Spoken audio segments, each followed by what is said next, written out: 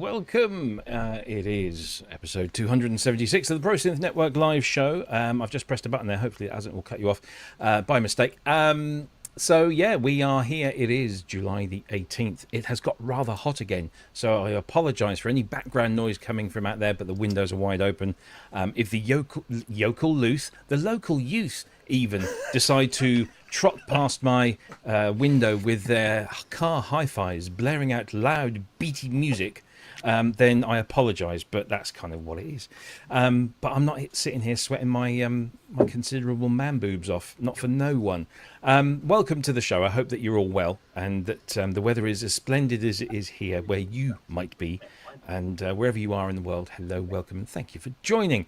Can you tell I'm already padding, which means it must be a very slow news week, but we've got a great way of getting around that, so we'll bring that in just a moment. But before I do, let us go through some lengthy introductions and housekeeping. So please, if you haven't already, give us a like, give us a thumbs up if you want to, leave us a comment either in the chat live, whether you're watching on Facebook or YouTube or Twitch. You can subscribe to the channel. That would be very useful, particularly on YouTube. Hit that subscribe button, ring the bell to get the notifications. It costs you nothing and means everything to us. And of course, if you know people that might enjoy watching the show and yet they're stunningly unaware of this, then share the link with them and maybe they can join in the fun too. So if you can do all of those things right now, that would be really, really useful. We are a community-led and community-supported channel. That means that we're not for profit. All the money we make through the channel, through advertising and through other avenues of revenue generation, all gets plowed back into keeping the show on air. So it's all your fault. And you can support us in a number of ways. One of the best ways, I think, is to do it through Patreon. And Patreon means that you subscribe for a minimum $2 a month. And for that, not only do you get that warm, fuzzy feeling in your underwear that you have supported the channel, but also you get access to goodies, free stuff that's not available anywhere else, such as decent sampler instruments. We've got some brilliant stuff from Gare Hughes, who has produced some kick drum sample libraries, some clap sample libraries. There's other bits of stuff going on in there as well. Of course, you've got the Synth Network soundboard, which is now available to everyone. If you want to follow us on our Facebook page, you can get the link there. If not, go to our YouTube channel. You'll find the links there. That is a hilarious thing that was put together by Paul and Paul Barrett. I'm hoping I got that right because there's so many Pauls in my life. Paul put together all of these samples and we crafted it into a decent sampler instrument, and it's hilarious and it's fun, and we'd love to hear you do something with it, humorous and funny, and share it with us. We'll play it on the show. We already had Viral Beats. He did a little 30-second mashup using some of those things, and it was very, very good. So please, if you want to do that, send it in. We'll play it on the show. We are not offended. But the Patreon page is a really great way of supporting the channel and getting something back for doing so.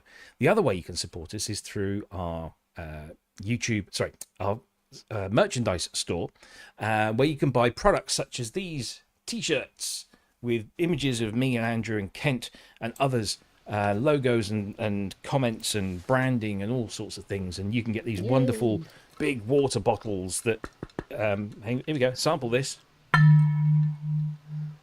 There we go. And that's quite a pertinent thing for something we're going to be talking about later on. You can also get things to put your water bottle on, like coasters, and you can get bikinis and hankies and all sorts of wonderful things.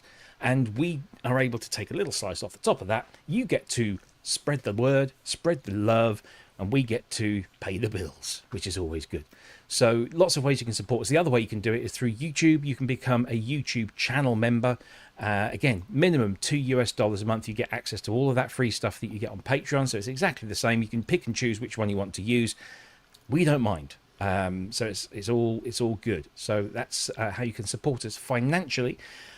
Of course, we are also across all of the social media networks, well, most of them anyway, the decent ones: YouTube, Facebook, Blue Sky, Twitch, Instagram, Threads, and TikTok, although we don't really do much on TikTok anymore. It didn't work for us. I don't know why. I'm not a social media master, but we've got some videos up there. But the place we tend to congregate the most, where we all sort of during the week abuse each other and tell each other synthesizer related jokes, is Facebook. So if you're of that persuasion, you can join us over there. And when you join the Facebook group, and I'll just put this out there, I do it every now and again because we do get some members try to join the Facebook group and they miss the bit where it says please answer these 3 questions, and it's just to show that you're not a bot and that you're not going to be spamming the group. So it's just to prove that you are human. So just answer the questions. They're not at all complicated, but answer those 3 questions and you'll be shown the door into the Facebook group. Otherwise you'll be shown in the other direction. So that would be fantastic. If you want to join us over there, please do. If you have any comments or questions during the show that you want to bring to our attention, then you can do so by using the big letter Q and stick that in front of your comment, and we know then that that is a question that you want us to address, whether it's something about what we're talking about, anything. Interact with the show. That's the beauty of this wonderful technology that we use every week. So I think that's really pretty much all of the housekeeping that we have got for you this week. We don't have any synthspirations for you, unfortunately, this week because nobody sent anything in. We'll tell you about how you can send stuff in a little while. But thank you very much indeed for your attention. And now let's introduce the panel. We are down 1 member, but up 2 members. So yes, we've got 4 people on the show today, one of which is our very regular, and I mean that because he takes fibre gel every day before he goes to bed. It's Mr. Andrew Longhurst. Am I right? Well, that's good. Am I right or not? Of course you're right. Yeah. Who would gainsay you, Robbie? Who would gainsay you? Certainly not me. Mark Doty would, because he's automatically gainsaying everyone. Well, of course he would. Of course he would. It's been, yeah, I mean, it's just so, it's not particularly hot. No. But it's just ridiculously and unrelentingly humid, isn't it? Mm. Just yeah, mad out here. So yeah, been a bit of a week. I've been doing lots of sound design this week. Oh yes, yeah, a lot going on. That's an off. We'll talk about that later, or not on the show, but later. Let's not waste the good stuff because we need to pad. Pad is the word of the day. We do need to pad, and I have been in fact to do sound design I've set up my XL7 and a couple of other things as remote as MIDI controllers, so I can just dial in really, really quickly on software instruments. It's amazing how much difference it makes and how quickly you can make things sound awful. I know, right? Too blooming easy. I have to apologise if there is a significant amount of background noise because some head has decided to park outside my window with his engine running, obviously running the air conditioning as well. Not hearing it. You're not hearing it. Well, that then means that the tricks are working. That the magic that we feed into the show is actually filtering out that rubbish. But it's bloody annoying because I can hear it. So anyway, I apologise. It's annoying for you, but we're simply not hearing. Are you hearing the fan here? I don't know if it's that or not. You've got your background cancellation on, so that's okay. So maybe it is just me. I don't know. I'm sure that our lovely viewers will tell us if it's too disturbing. And of course, because we often have complaints, sometimes just casual backhanded comments about our levels. Our provider now has. Oh, thank you, Tan. Tanith says they hear nothing, so that's cool. But we often have people tell us that our levels are not matched, and we now actually have the ability to match levels. We hope. Wow. So we will be checking that. But if you're watching the show and you say, "Oh, that Andrew bloke's a little bit quiet," we'll go, "Yes, that's for a reason." But we will give him a little bit more gain, shall we say? Well, tonight, the funny thing is, tonight I'm using both the condenser, the Rode NT2, and I've got the SM7. So between the pair of them, it seems to be giving just enough of a boost to everything to make it come through quite nicely. I'm assuming it sounds okay. It sounds fine to me. Someone's finding it. Anyway, that's enough of that padding there. Let's Yes. add some more. Let's bring in somebody who's been with the show before and is frequently becoming more at one with us. It's Jackson the cat and his human. It's Jason Jervis. How are you? Hello. Who's generally quite loud. So I'm glad he you've got looks- the ability to. He's not happy. I would say he looks very unhappy. He doesn't like the aircon. He really, really is scared of it. So unfortunately, I am holding him really tight, comforting him, if you will. Oh, comforting him. I think it looks more like Look at that now. a neck hold. Yeah, I'm just cuddling. Oh, bless. And Tom is just sitting in the background. He doesn't care. Look at No, that. he's absolutely does not give. He just doesn't care. Although he's slightly out of frame, which I'm a bit disappointed with. I mean, he could have set his camera up better. I know. Really? Right? Tom, Next time, mate. Notes. Show notes. Lessons, yeah, absolutely. There you go. There goes Jackson. There we Anyway, go. how So are you? hang on. I'm all right. Let's do that for you. Oh, look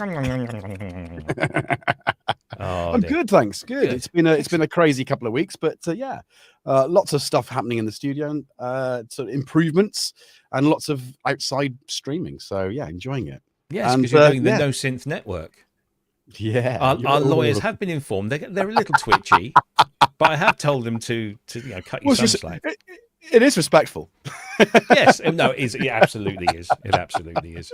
and you know that anyway. So, Of course, for sure. of course. Yeah, DIY. Call Why the not? lawyers off. Sorry. Mother. Been making much music? Well, yes, with the jamming and all the rest of it, but I do have a little bit of an EMOM to prepare for next Saturday. Oh, where's this? In Stafford. It's a Stafford EMOM, which Simon Greatbatch is organising.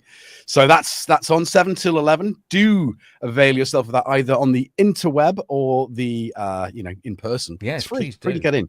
Yeah. I'm bringing the whole tribe with me, hopefully. Nice. So yeah, it should be quite fun, and it's a cracking set. Cracking lineup there as well. Off the top of my head, Movement 81, Simon's playing, I'm playing, some other people are playing, and yeah, it's about 7 or 8. Is it 8? Oh, yeah, Simon's in the chat, so we're hoping he'll probably throw some names down that I've missed. Yes.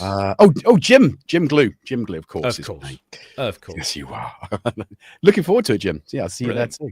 Brilliant stuff. fun. Well, yes, we'll see if we can. If you can't watch it live, you can always watch it on catch up. But do watch it. That's what I'm saying. Definitely do. Join the party. Absolutely. Well, listen, great. Thank you for joining us again. Pleasure. And we now are going to cross. Do we cross or do we rise? Well, certainly from It's a where wall. from where I am, you rise, you climb over a little wall that was designed to keep these people out, but it just never did. It just let us in, and we destroyed the place, I think. But anyway, let's not start a United Kingdom battle. This gentleman, it's his first time on the show, but you will recognise him. And if you don't recognise his face or his dulcet tones, you will recognise his amazing sound design work, of which I have been a massive fan and proponent of since I first discovered him. And he makes incredible music as well as incredible sounds with and stuff. And I'm sure he's going to tell us about his latest release as well. It is, ladies and gentlemen, the one and the only Scott McCauley. Yay! What an I intro. would play my applause thing, but my noise cancellation thing will make it sound rubbish. So imagine. Oh, there we go. How are you, Scott? I'm very good, very, very good. Thank you very much. Don't have any furry animals to show you, unfortunately. But I bet you do, but you just he's got your downstairs. trousers on, haven't you? Well, I've got one, but we'll keep it clean. How are you, sir? Very good, very, very good. Good. Keeping very busy just now. It's been a steady old summer, this one, but it's been good. So Mostly sound design. Yeah, I was going to say, tell us what you've been up to. Well, bank-wise, the first bank that I've released this year, because I was so busy with sort of film and game work, like it's like I'm getting more and more of the sort of commission work. It's all through the same guy, sort of passing my name on for various different games. The big one so far has been that Star Citizen, which I think is one of the biggest grossing games ever.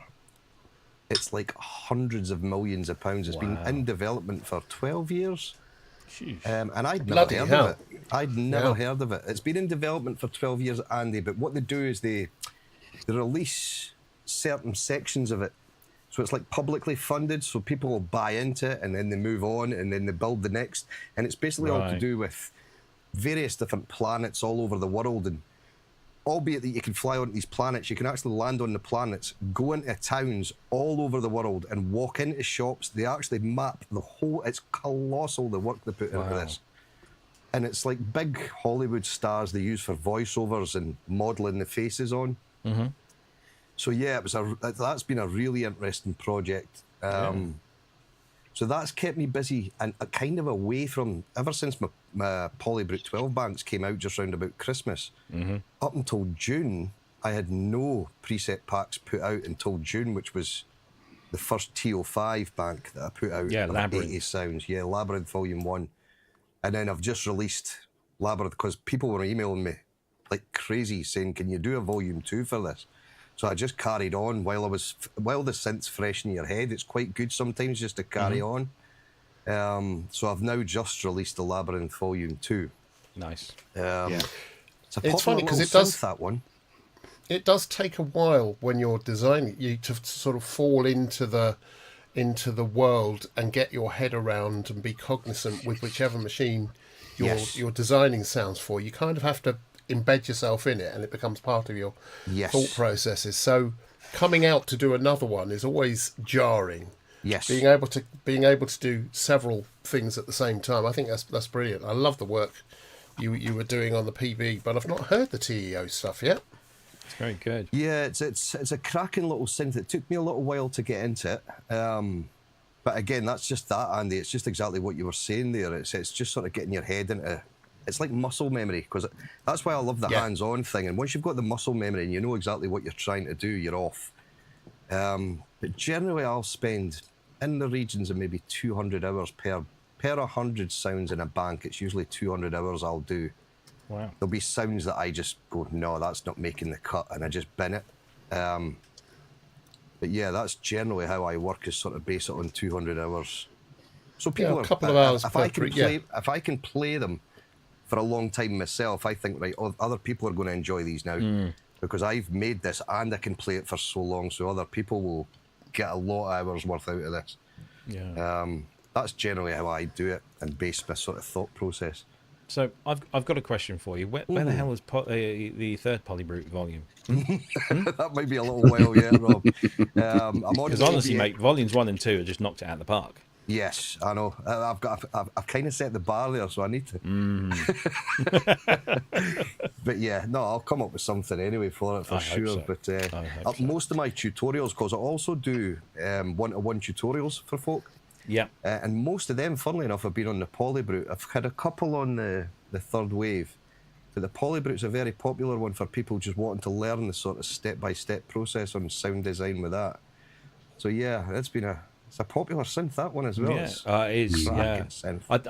I still maintain that it is going to go down as a modern day classic, along with the likes of 100%. All those big ones. If anybody is wondering where you can listen to purchase said sounds that we've just been talking about, let me just bring that up onto the screen and share that with you all right now.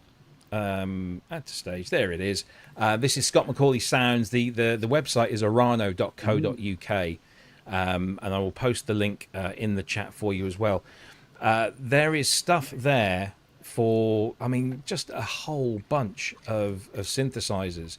Let's have a quick look at the menu here. So you got Polybrute, Hydrasynth, Behringer DeepMind Pro 800 UBXA, the Groove Synthesis Third Wave, the Korg Minilog, Multipoly Prolog, Modal Cobalt, Moog 1, Moog Sub 37, Subsequent 37, Nord Lead 4, loads of Oberheims, tons of sequentials stuff in there. UDO, there's even some free patches.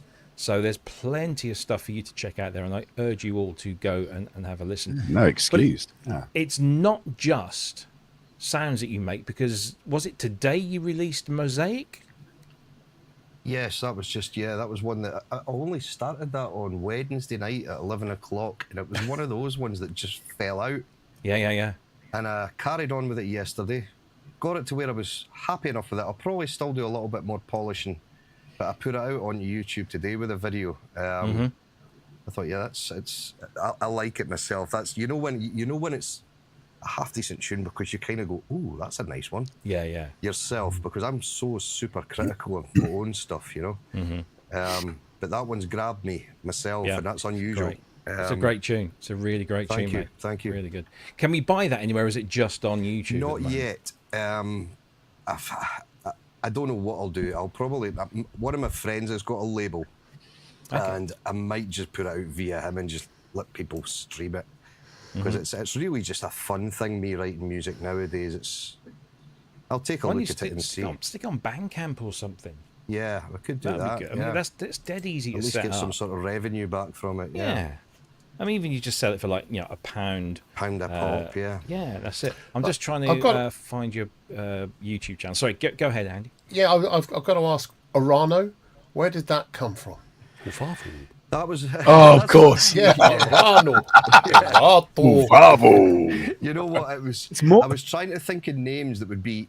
When I was trying to think of a moniker, because I didn't want to have Scott McCauley when I was doing all my dance tracks, because that was originally what it was for. And I was trying to think of a name that was a good search on Google, so that if people heard of Arano, they would search that on Google, and boom, I would be top of the list.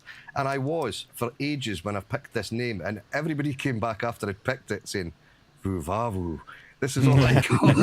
I hadn't even put two and two together with that. But now over in France, there's some sort of nuclear company that have taken the name. Oh, so now they get all the hits. But so that's where that came from. Well, if you want to find it, go ahead. Is it also Czech for morning? Oh, I don't know. Is it? Dobre Arano. Yeah, spelt differently, but Dobre Arano is good morning. Yeah. Wow. In Czech. And Slovak as well, so it's very similar.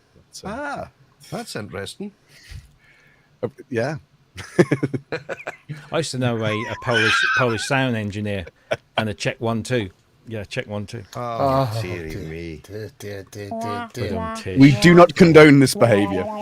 Anyway, there's the video over there. I'm not going to play the music in case somebody tells me off, but it's really good, and it's just a teaser for you to go out and have a listen to it yourself. The link is in the chat. And is this all stock footage, or is this a generated thing? How have you done this so quick? It's good. That's stock footage from it's free stock footage that I've used, and then just dressed up a little bit with some sort of cinematic kind of look over, not the overlays, there's names you call them. I can't remember what you call them now off the top of my head, but lots. You get different vignettes, vignette and black and white, and all that kind of stuff. Yeah, great, looks good. Yeah, thank you. Stuff. Thank you for your donation there, Andrew.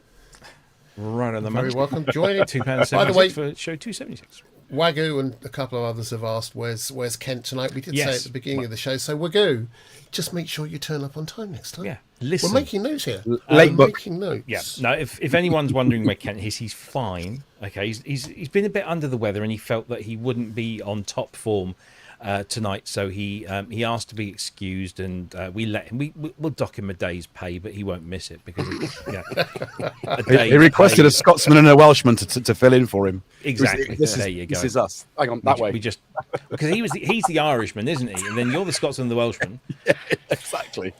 Yeah, there you go. Anyway, so that's where Kent is. I'm hoping he's probably watching. So do send him your love. But he's feeling better. He did a little pub today. Good. So, yeah, fingers crossed he's fighting physically soon. Indeed. Yeah. Right, well, we don't have a huge amount of news, but we will cover the bits that there are. But we've also got some interesting discussion topics that we might go through after we've sort of wasted all our other bits and bobs. But let me just have a quick look here. So I've just realised that I've been so remiss and was just nattering on that I haven't actually uploaded the promo video for our first topic. So let's just see how quickly this, or doesn't. Oh, it's not even going to do it. So I might as well just play it directly from the system here. Let's bring this in. This is not necessarily news. This is how desperate we are for it. But this was announced a little while back when Arturia launched the Astrolab 88. They said, oh, and by the way, operating system 1.5 is coming. It's going to have all of these extra wonderful things, and it will be with you by July 17th. That's the word they used, by July 17th. Bang on July 17th. They actually delivered it. So let's have a little listen. Hey guys, I'm Carrier Ye, and today we're diving into Astrolab 1.5 firmware update. This free update introduces powerful new features to improve your light setup, lock in your performance settings, and integrate better with your DAR and MIDI gear. And we're also adding a whole new batch of instruments into Astrolab. Let's explore what's new.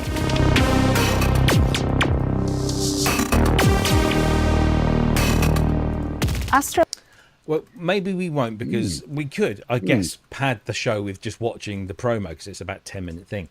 But essentially, we'll save you the bother. Astrolab's 1.5 firmware update is now out. And what it does is it brings with it support for V Collection 11, which is the latest version. Now, what we have to remember is that when Astrolab first debuted, it was only supporting V Collection 9. And then it brought in the little extra bits of 10, but now we're up to 11. So Astrolab and V Collection are now on parity, I think is the word we should use.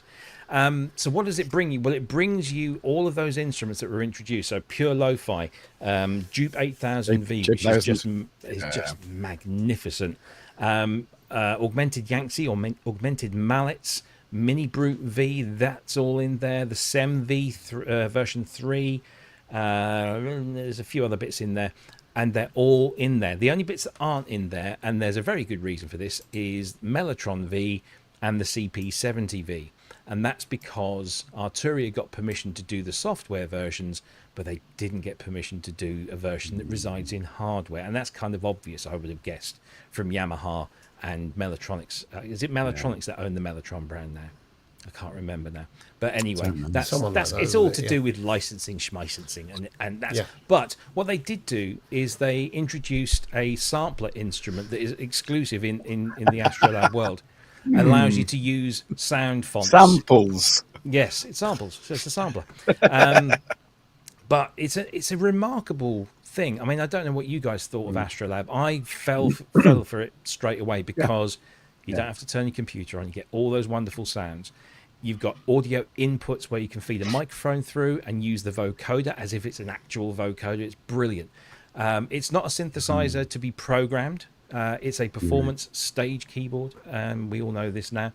And of course, now the 88 key version is out there with a beautiful Fatar weighted keyboard, which is just glorious to play.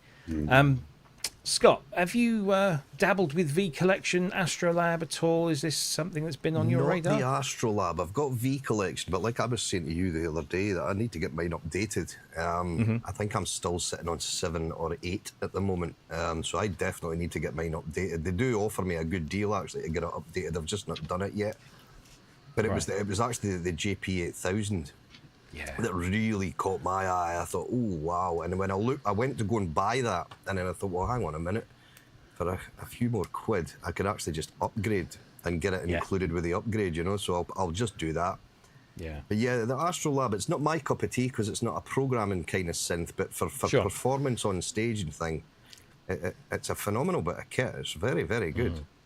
Yeah, it's certainly it's something that people have asked for. Not just of Arturia, but of other brands. You know, can we have your synthesizers in a piece of hardware? This is the only way as well to get pigments in a keyboard. I know you can't dabble with it without the associated, laptop or desktop connected to it, but you can. This is getting pigments in a keyboard that you can take on stage with all of those amazing sounds. It's such a great thing, and the other thing is like the vocoder, which I wondered how they were going to do that, and it's just simple. load up the vocoder, plug a microphone in the back, boom, there you go. Bob, you're on. It's just so Pigments wise, do you just basically do the programming on the computer of the sound, save if that's the way you presets. want to, and then you can just send those presets to the key? Exactly that. Wow. Yeah, exactly And that. macros, perhaps Yep. some sort of form of manipulation. So Yep. even though you you can haven't still got the full manipulate depth it, of it, you've got Yeah. an ability to sort of sculpt the sound further live, which I think, Yeah. that's sometimes when you're playing live, that's all you want, right? Yeah. You don't want And like every there- single parameter. No, There is not live. a new feature of this version of the firmware is that you can now tweak a sound in Astrolab and send it back to Analog Lab. So if you're on stage and you think, do you know what's actually working better is if I just brighten this sound here or dull this sound a little bit there, store it in the Astrolab, and then you can ping it back either via the app on the phone or via a direct connection to a computer, and you can send that patch back. So there's now two-way communication. Also, the firmware's brought improvements to performance. So the 61 and the 88 share slightly different processors. The 88 is a slightly better processor and therefore has a faster load times and stuff. But they have improved load times on the 61 as well. So it has done quite a bit for the whole range. Andrew, I know you kind of like this, don't you?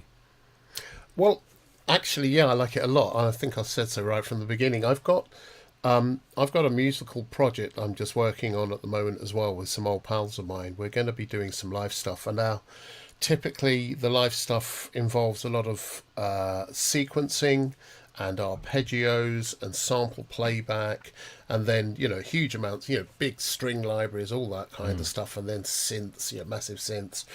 But the truth is, I've always previously just taken shed loads of gear with me, so I'd have taken, I don't know, 6 or 7 keyboards and or modules and things, and then mixing desks to do all of this stuff. And the truth is, when I'm actually playing live, I rarely, I might do some little tweaks just depending on whatever, for, as you say, maybe brightening up, just taking up opening the filter a little bit, or shortening or increasing, attacks and things. But for the most part, it's what it is. So I've been looking at doing this live, and I'm buggered if I'm going to take this and all the other stuff with me. I'm just, it's so heavy. So I'm just going to be jumping into whichever of the doors I was using for this, and I'll just be bringing up, and I'll be replacing them one by one. I'm going to get Arteria 11, V Collection 11, and I'm just going to come up with replacements for each of them. If I've got, there's some samples I can work on replacing and other ways of doing that. But I'll just, and I think the way to do it will be with Arteria Astrolabs. I just think it's so perfect for that. And then I can do all the programming. I'm doing such a lot of software-based instrument programming at the moment and sound design. I might as well just have something to do that with. So, yeah, I like it a lot, and I love the fact they've put the micro brute in there as well, because that sounds mini brute rather. It sounds astonishing, doesn't it? They've also now is probably a really good time to consider doing any purchases or upgrades, and that is because Arteria are currently running their software season of 2025, which lasts for about 3 or 4 weeks, where you get something like 50% off the individual stuff. I don't know about V Collection itself, but it's worth checking out. They've got some serious discounts going on. I'm just having a look at their page at the moment. Let's see. Deals. Analog Lab Pro is down to, although you get Analog Lab Pro with Astrolab, so if you do that, you get that chucked in. Pigments is down to 111. V Collection is not currently on offer in the sale, but I can see that some places have got it discounted, such as Toman have currently got it slightly discounted. But all the individual stuff is down by about 40%. So if you're looking to buy it, it's a good time to buy their stuff. We might have a conversation with them about doing a deal, some sort of a deal on the keyboard and or V Collection, because I think that's going to clear a lot of clutter out of my life for live. Indeed. Just quickly, Tville Aqua, thank you very much indeed for your donation. The heat and humidity are killing me, so you might as well have my last $5. Well, thank you very much. It is a $5 well spent. Thank you. Mike mentioned something really interesting here, and it's something I think we discussed when Astrolab first came out, is I wonder if the Astrolab will still work in 10 years' time. And that's a really valid point. Yeah. So I don't know the exact details of what's going on under the hood. And I know that they've told me that they've built this to last some time, but they never said, oh, yes, we've built this to last forever, because that's just a stupid thing to say. No one would say that. And they've not done what Ableton did with Push 3 and made it possible for you to like open the hood and drop a brand new processor board in, which I think was genius. Might have pushed the price up a little bit, but it's good because it does kind of not guarantee you, but it certainly gives you that confidence. But yeah, I wonder if Astrolab will still work in 10 years, or if all of us who've invested in one are going to get to that point in 10 years' time thinking, oh, well, we're now at V Collection 18 or something, and they just don't work.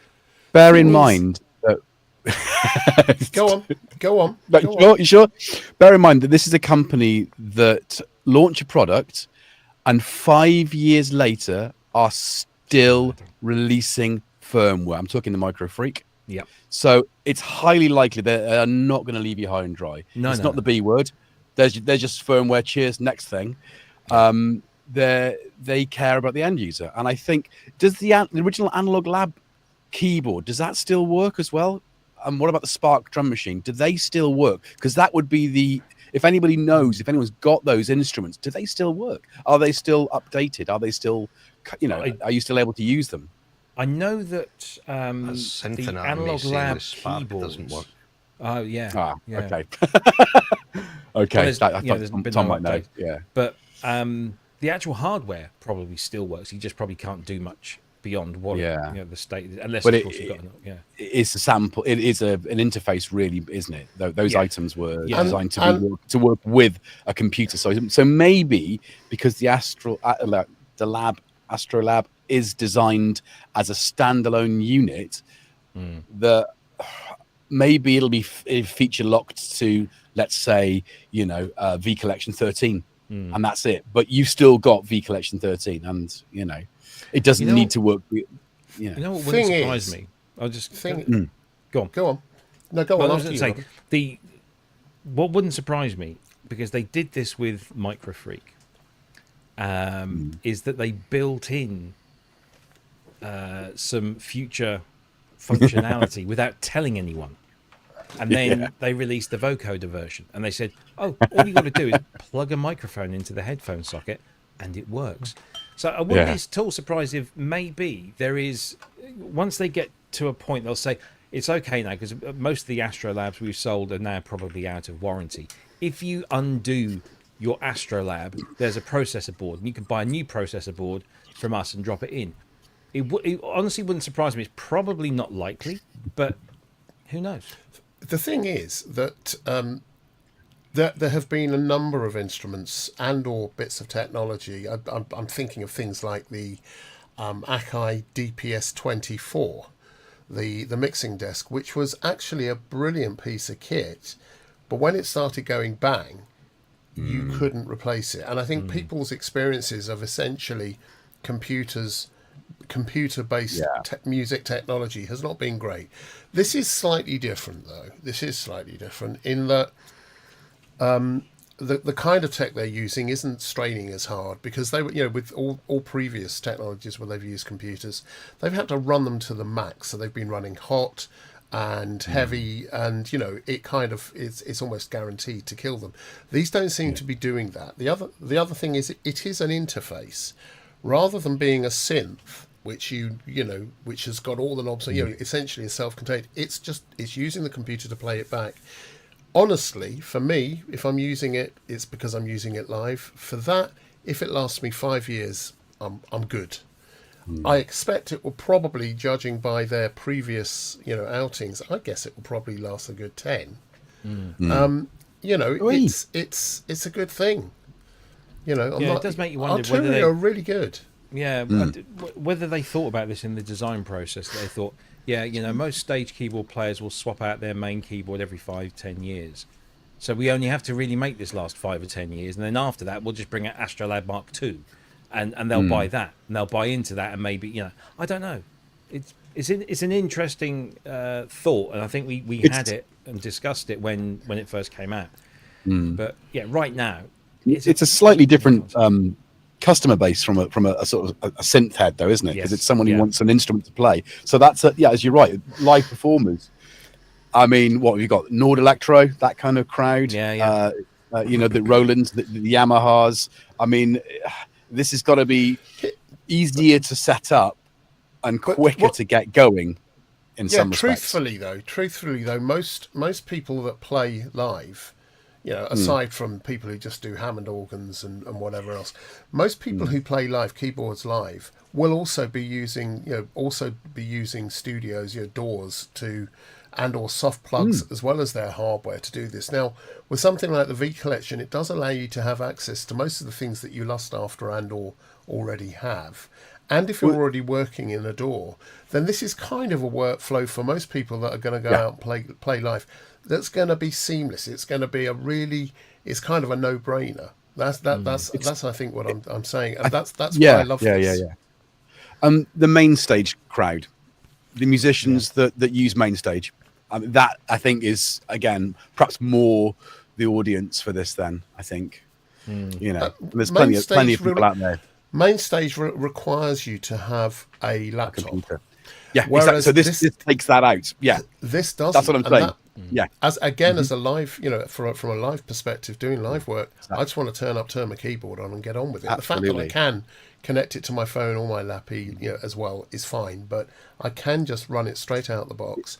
It is the best of both. For recalling patches and things, Andrew, is it quite quick for that? Is it pretty straightforward for recalling? From what I've seen, yeah. And here's the thing: if I was to be doing, a lot of gigging, I'd probably get 2 or 3. I'd probably get an 88 and 1 or 2 others. So I've got stuff preloaded. Just like it makes perfect sense. If you look at Richard Hilton's setup for Chic, he's got two identical Roland keyboards because he doesn't have to think too hard about it, right?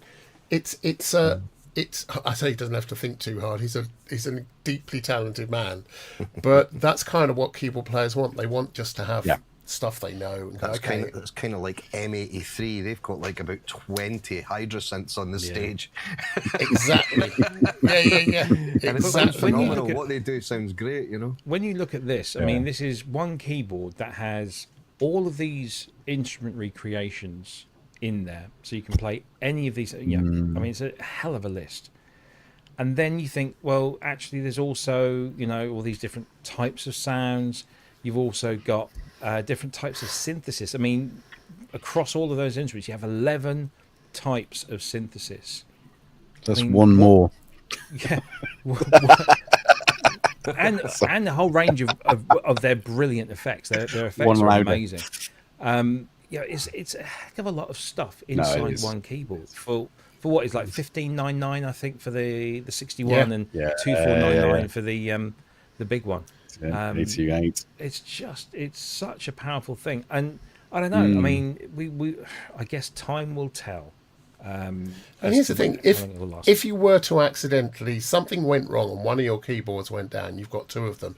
You've got the whole set still on the other keyboard, right, or on the other keyboards. That for live work, that's just I can't tell you how reassuring that is to know that you've got a backup of a backup of a backup. The show goes on, kind of thing. It's great. Yeah, and so if you look at the back of this thing, you've got your MIDI, you've got. It's not USB. a Range Rover, is it? No, you can connect. So you can even connect a storage device, so you can bring in your samples from an external storage device. Also use that for MIDI as well. A very cool thing that will often get overlooked is the fact that it's got a locking power supply, which is great for being on stage. Roadies tripping over your cables. I know, right? Even the power button illuminates. You've got the inputs there, so you've got stereo inputs, you've got stereo outputs, you've got MIDI, you've got space for 4 control pedals, and of course you've got that wonderful dial on the top that looks a bit like a Hive thermostat. But actually, I know a lot of people criticise the Astrolab for that round screen, but honestly, in use, it's fine. It's absolutely. It's multi-directional as well, isn't it? Yeah. You can put together the playlists for your live set on your computer or on the, you can swap freely between them. So you put your playlist together, so you're not sort of searching for where's my set. You can just drop them down one after the other, and you're there. Bang! I love that interface. I think it's really clean, very clear. Clever. Yeah. It works. Yeah, it does. Absolutely does. But anyway, if you have an Astrolab, you can update it now. All you have to do is, first of all, download the Analog Lab update and then connect your Astrolab, and it will then update the firmware from within Analog Lab. You can do it manually by downloading the files elsewhere, but that's by far and away the easiest way of doing it. But do follow their instructions, because it is quite a particular process. But I balked my Astrolab about 6 months ago when they accidentally released a previous firmware update too early. Somebody at Arturia pushed the wrong button, and me being an absolute, day one whore, I was just like, yeah, I'll have that. Thank you very much. Boom. And then, of course, it broke my Astrolab. In a lot of cases in the past, putting a wrong firmware on would mean either you can't go back or it's bricked completely. You brick it, yeah. Got an Novation SL keyboard in the loft with exactly that problem. There you go. But when firmware goes bad. But when they designed this, it was like, if that happens, then just a couple of buttons, power it on. That kind of puts it into a bootloader mode, and then you can start recovering, and it's no problem. It took a while, but at least it was possible, and I didn't have to go, Arturia, I've broken it. So, there you go. Sensible. Absolutely. And of course, the update is completely free of charge to all Astrolab owners. And of course, if you don't have Astrolab but you do have Analog Lab Pro, it's worth updating that to get the very latest features and performance from that particular application. Don't know when V Collection 12 is coming out. It's probably not until next year now, because I don't think there's much more coming down the line. So it's going to be good for a while yet. So there you go. That's Astrolab 1.5. Blimey, we've done well. We've had one news topic, and we're only 10 minutes from the top of the half hour mark, or the half show mark. We're doing well. Let's get the other piece of news out of the way, because it is really quite trivial. We're really clutching at straws here. If Tom's still in the chat, wasn't it on his channel that I saw the link to? Yeah, possibly. But also, I mean, it's everywhere. So Waldorf very cleverly reintroduced the microwave as a plugin, and it's brilliant, and it sounds great. It's such a good version of it. And some of you might remember that they did an alternate version of said plugin, said hardware piece, which looked a little bit like this. There it is. That is the Mean Green Machine version of the microwave. Was that the Rev B then? I can't remember exactly. Yeah, I remember there was a Rev A and a Rev B, so the Rev B must be the green one. It must. Oh, there's only 99 of these made. That I think this was a silly, silly, so very maybe silly, Rev C then. limited edition. Yeah, failed Rev C. The Rev Z. Well, what they've done is they've now replicated that in the software plugin. Hey. So you now have that paint job. Well, hey, that's the news, folks. And you don't get the spikes though. You don't get the you do not get the sound spikes. That I thought they're really cool. I'd have loved to have seen that in the flesh, but I mean, honestly, that is. I'm reading the sort of article, deliberately putting the wrong, sort of parameters in combination just to completely fool you it's a bit mad, a bit bonkers. But if you want to buy the plugin, it's been reduced to €99 from 149, but only until next week, till July 22nd. If you've already got the plugin, you can update it for free, and that is all you're getting. Nothing more, nothing less, just a new color scheme. But, I think the original Microwave 1 was the first synth I ever heard wave scanning on. Yeah, right. I think that was the first ever. I didn't own it. It was one of my friends had it. It was sort of mid 90s, I think, early 90s. Yeah. And it was the first time ever that I'd heard wave scanning. Decent filter on it as well, if I remember right. The filter was analog on the Mark 1, and then digital on the Mark 2. It's good. I mean, I've got a Microwave XT with the Nextel paint, which is the green version. So if you have one of those of the 99 made, then there's a high chance that paint job is wrecked.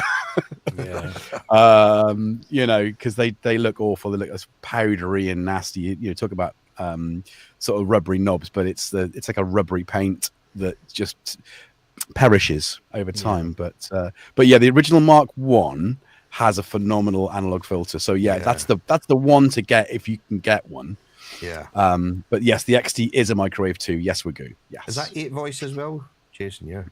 10 voice, 8-part multi-timbral. Right. Okay. And you could get an expansion board to push it to a whopping 20. But yeah, they're sought after.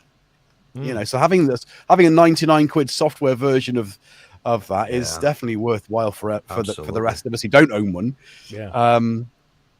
You know, so yeah. I don't know what the Mark 1s go for now. It must be. They'll be pushing $1.5, $2,000, I would think now. Anyway, two. I think the ones are going between 1 and 1.5, and the XTs I think pretty, around about then as well. And then there's a keyboard, whatever that goes for. Yeah, that's right. But yeah. No, it's an interesting. I don't know whether they've updated the iPad, because they brought this plug-in to the iPad as well. But I don't know if they've updated the iPad app to include the green version. Doesn't make any mention. I believe they have. Silly not to. They were talking about it on their site. Okay. They were mentioning it. But I can't remember off the top of my head whether or not they've actually done it yet or it's planned. Yeah. For the end of the day, it's just a colour scheme, isn't it? But it's a nice synth. It's a nice synth, and it's nice to see. It's a lovely synth. Yeah, absolutely. Nice to see it back. The thing is, I'm a Rangers supporter. There's just no way I would be buying that. Can't bring yourself. Too close to Celtic, right? Got you. Blue overlay going over that. Well, the original is blue, thankfully, so you're in there. It's covering both teams. There you go. That's it. Back in the game. There you go. Anyway, and Wagu's just pointed out that not all the XTs had the Nextel paint, just the one I bought. Just the one. So that's not good to know. Thanks, guys. So yeah, that's pretty much it. That's the news this week. There's been very little else. Yeah. So pub, anyone? It would be nice, wouldn't it? Yeah. Catnip. So we thought we would pad the show a little bit and bring in some discussion topics. So go on, Andrew. We should, but there's a couple of things. First of all, with this particular release and the still talking about them.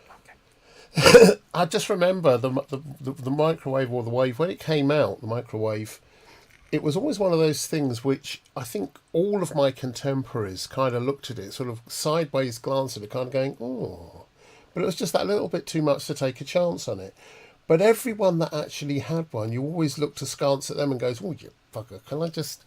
That it was always something which generated some chitter chatter in the control room if you were using one of those, because it had that particular sound. This is one of those plugins that I think is entirely unique and is really worth having. Crazy low end. I remember when my friend had it, the low end on it, it was like, holy moly. Oh, it was astonishing, wasn't it? Yeah, absolutely astonishing. And I have a question, because I'd meant to ask you this earlier. With the Astrolab, do you know if it responds if the instruments, the V Collection, respond to MPE from an external MIDI keyboard? So if I connect a MIDI keyboard to the Astrolab, do the sounds respond to MPE? I don't know that. I'd love to know. I don't know if I'm sure it must pass it through. I'm pretty sure. But I don't know how many Arturia plugins respond to MPE. And I know a few of them do. I don't know if all of them do. Some of them respond to poly, don't they? So the 80's got to. So I'm assuming that the Astrolab would pass through poly aftertouch, that kind of stuff at least. I don't know if Steve Elbows is in the chat. He's our resident MPE expert. Have a think on that one, Steve, if you're there. And come back to us saying with at an the moment answer. he doesn't think the analog lab side of things supports MPE yet, but I haven't been able to try for myself. Well, you've got some. Could you at some point? It would be really good if you could just connect the Polybrute to the Astrolab and just see whether. Yeah, just get on with it. No, it's Get on with it. Well, the only MPE stuff I have here is Polybrute 12. I think that's it. So, but it would be nice to try it with something else. I'll see what I can do, but I'm very busy at the moment. Okay. So, yeah. Tell us, Robbie, what are you doing? Well, I'm trying to get ready to go on my Ollie busy. Bulbs. Yeah. I'm very busy. We've got a question in from Jihar. Is that Jihar? I don't know. Do we know when the supercritical peeps will come on the show to walk us through their Redshift 6? Yes, we do. Ooh. Yes, I can tell you exactly when they're coming on. Let me just check my calendar. They're coming on in just a few weeks' time. On the 8th of August, Supercritical guys will be live on the show. Yay! And yeah, they're really super nice, super cool people. We met at Super Booth, which is why they're super nice and super cool, because it was Super Booth. And I said, please come on the show. And they said, we're really busy at the moment, but we definitely will. And then they emailed me a little while back and said, can we do August the 8th? I said, of course you can. And we will do that. So August the 8th is when we will have Supercritical on the show to tell us all about their wonderful, it really is a wonderful synth, that Redshift 6. Tom, what do you think? Okay. And that's enough from Tom. Tom, what do you think? what do you think? He's super critical of it. He's coming up to the mic. There you go. Lure them in with treats. Lure them in with treats. Always. Catnip. Indeed, yeah. Catnip flavoured Dreamies. My two love those. Yeah. Anyway, so I thought what we'd do is have a little chat about some things. And one of the things that I thought we could talk about is sampling. Now, somebody posted in the ProSynth Network Facebook group a video. I forget who the person who created the video, but it's a very popular channel, and they do lots of kind of semi-educational videos, and also they plug their own bits and bobs that they do. But it was all about the history of sampling. Now, I have this is probably an argument for another day. But when people talk about sampling and they say, oh, well, the first samplers were people like Pierre Schaeffer and the Mellotron, the word sampling didn't exist. So they weren't sampling per se. They were recording sounds onto tape and then playing them back, which, of course, is an analog way of doing what sampling did do. But so the word sampling didn't exist in terms of the musical sense until the Fairlight came around in late 79. But anyway, that's another argument for another day. But one of the comments, and I'm not going to name them, I'm just going to read the comment. This was a comment underneath that video, and it got me thinking, because I was a little disappointed by the comment, because I thought, really? So the comment was, as a multi-instrumentalist, I really enjoy my 5 or 6 vintage samplers, but these days I'm becoming of the opinion that music as a whole would have been better off if they'd never been invented. Now, it kind of took me back, because I'm thinking sampling has been such a massive... It's probably... Art to noise, close to the edit.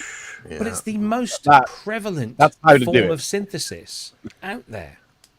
There must be more instruments that use sampling or have sample-based engines than probably anything else over the last, 40-odd years.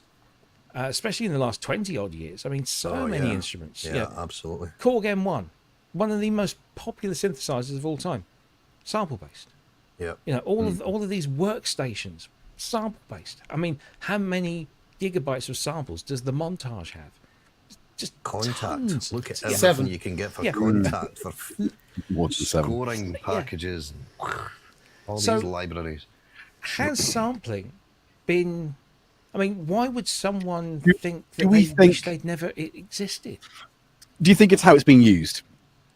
For instance, if we look at the Art of Noise and we look at Close to the Edit, they took probably the sort of the noise banks that came with whatever sampler they were using, and they made music out of found sound, essentially. And that interests me, and I think that's a creative use of sampling. And I think that in itself, as a very early sort of record of that, is important, and I think that validates the need for sampling. Full stop. That's it. It made this, therefore it should exist.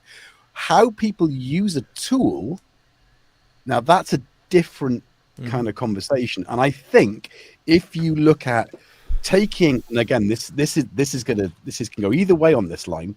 If you take a snippet of someone else's music and then you make something beautiful and new with it, is that still a good use of, because you're taking one little bit and making it something else? Or does then taking a whole verse, putting different lyrics over it, and I mean, is that's really just the same song, right? Yeah.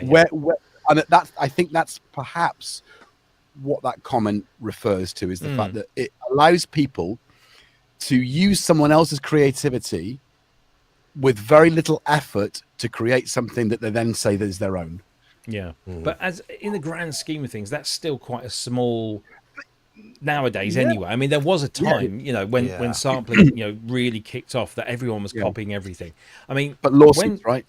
Yeah. I mean, when sampling first kind of hit, when the Fairlight first hit, and you got people like Gabriel and Bush and Art of Noise and a few of those others coming in and using sampling exactly how it was supposed to. Well, actually, let me take a step back. Digital sampling was created by Peter Vogel and Kim Ryrie and their team at Fairlight, and the reason they came up with that concept of recording a sound and playing it back over a keyboard was because they couldn't make those sounds with the additive synthesizer that the Fairlight originally was. So even they said, we're cheating, we're copying the sounds and playing them back. But very quickly, intelligent and creative people said, actually, I can now create any instrument I want from any sound I want. And then people were going along and hitting all sorts of objects, smashing things. There's the famous video clips of Peter Gabriel at a waste disposal site, smashing television screens, and then going back to his studio and playing them back and finding rhythms in the slowed down sounds of this television screen imploding, finding these little rhythm bits going on.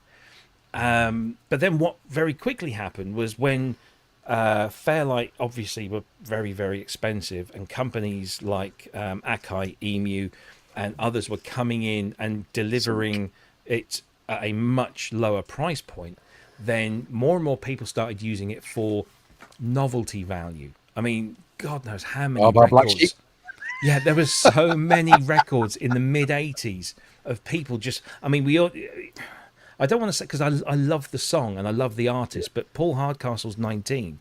The hook was 19. So it's like, oh, there we can make somebody's voice stutter and it sounds amazing. But it soon got very tiring.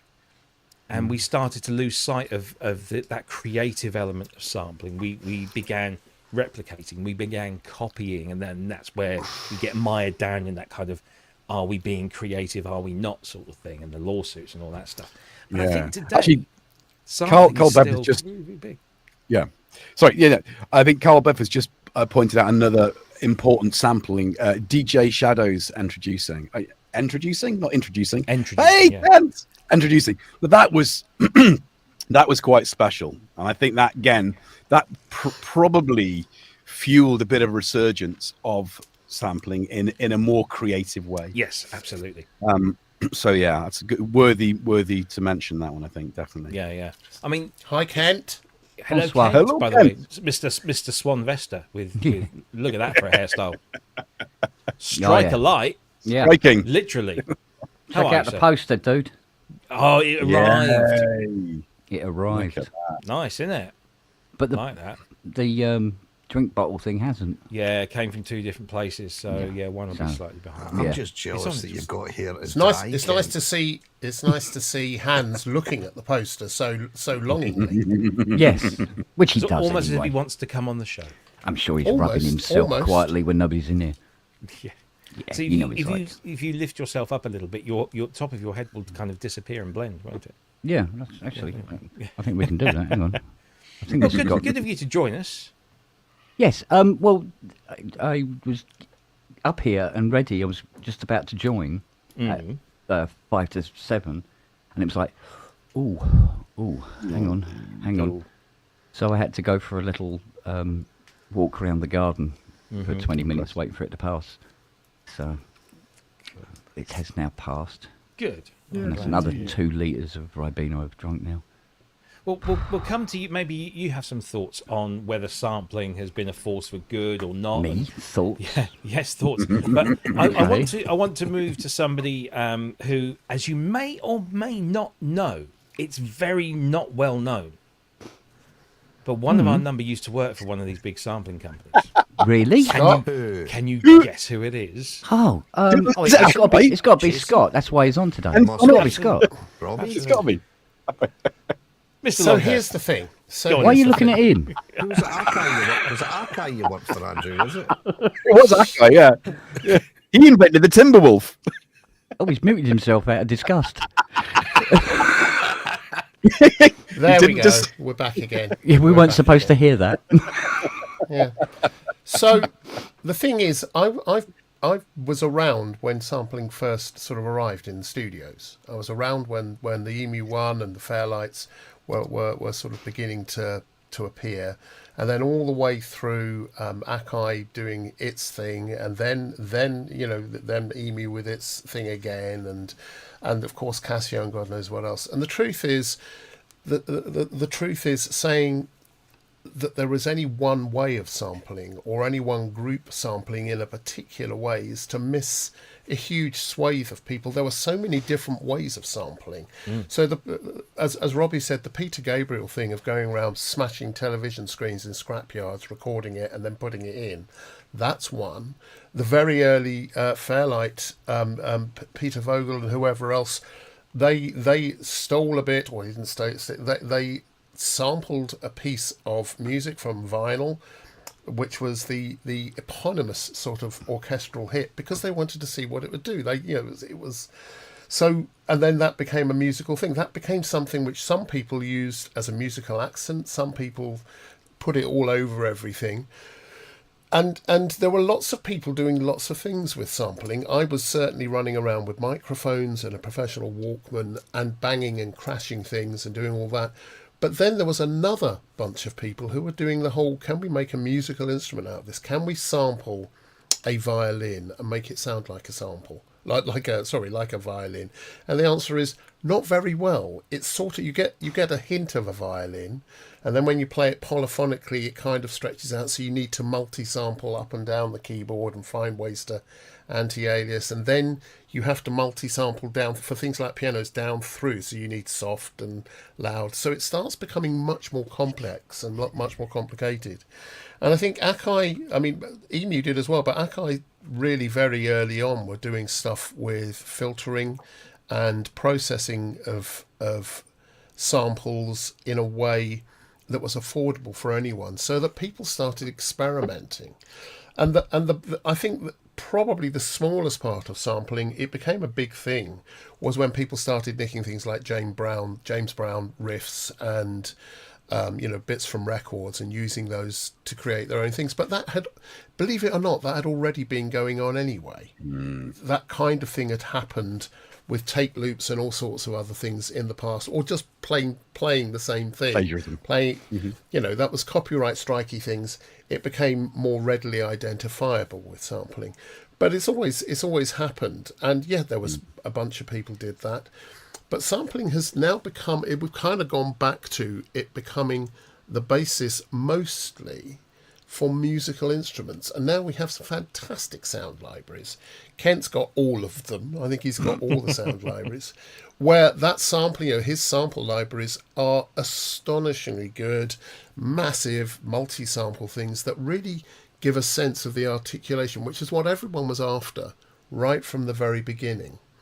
And it also is why things like the Mellotron have become popular again now, because they didn't do that. They had a particular sound of thing, and that's become an iconic reference cultural thing in and of itself. So sampling has never been one thing. And I think to say that, to even suggest that the music industry or the industry would have been better without it is to ignore the fact of the matter that the current music industry wouldn't have existed without sampling being involved along the way. 100%. Yeah, absolutely. Scott, I mean, you're a sound designer. You work with analog and digital synthesizers. Have you ever done sample library design? Has that ever been in your purview? No, design-wise, no, but it's something that I get regularly asked for. Do I do, like, of my packs, my sounds that I've designed for the OBX8, say, can you do a sample library for that and just give it in samples? And it's something that I'm actually starting to look at and see if I can just sort of try and make some packs up and see how it does, see how they sound for a start. And just run the synth through a decent preamp, you know. Because you can use tools like Sample Robot, can't you? So like that's automate the that one I was entire looking process. at. Yeah. So that kind of does all the sort of manual work for you. You just have to categorize it all. But it's something that I've not done a lot of. Obviously for myself, yes, but not out with my own project side of things. But what do you think to be about... honest, even back in the day, sort of like late 80s, early 90s was when I really sort of got into this. I never went any further than the Akai S2000. I was always more synthesis based than sample based. And I've still got my S2000 with a SCSI drive. But yeah, it was something that I never really heavily got into, was sampling things. I just preferred the sort of programming and writing side of things, but it's just everyone's different, you know. Yeah, no, that's very true. That's a good point. Ken, and Andrew mentioned there that you have pretty much every sample library known to man on your hard drives. But I mean, you are a massive user of the orchestral sample libraries, the choir-based sample libraries, and that is, again, as Andrew pointed out, that seems to be where a huge amount of the sampling market sits nowadays, that you can have at your fingertips an entire BBC symphony orchestra to do with what you will, so to speak. And, and you I can actually do have an entire BBC orchestra sample library here. So. Exactly, So you have all of that stuff to hand. And I remember people saying back in the day, certainly in the early, this is all going to put musicians out of business. Sampling orchestras and the such has often kept a lot of those orchestras in business because it's a good salary. Yes, absolutely. They were getting more work than they were getting before. Yeah. And funny enough, it was sampling that allowed the orchestra to become vogue again. Very true. Because, big orchestras and stuff, it was sort of like, been there, done that. And then sampling came along and, it allowed people to come up with all sorts of, different ideas that they could do without having to spend thousands and thousands of pounds.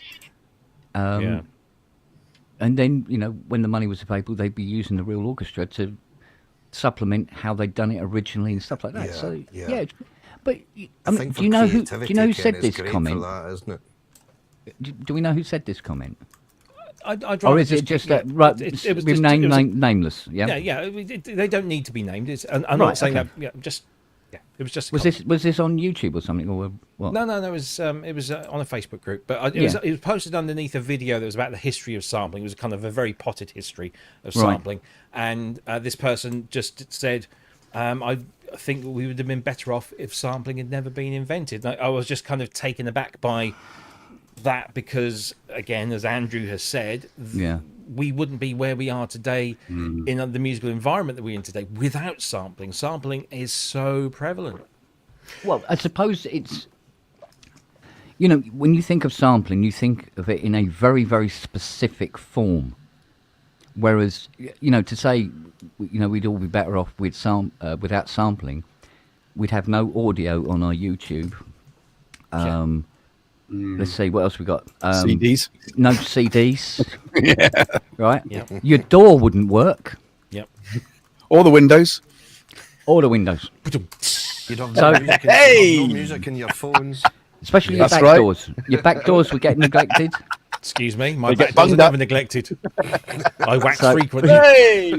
Oh! So, so anyway, again, most people when you say, have you done any sampling lately? They go, I haven't done sampling for years. Yeah, you've done sampling every day of your life, you idiot.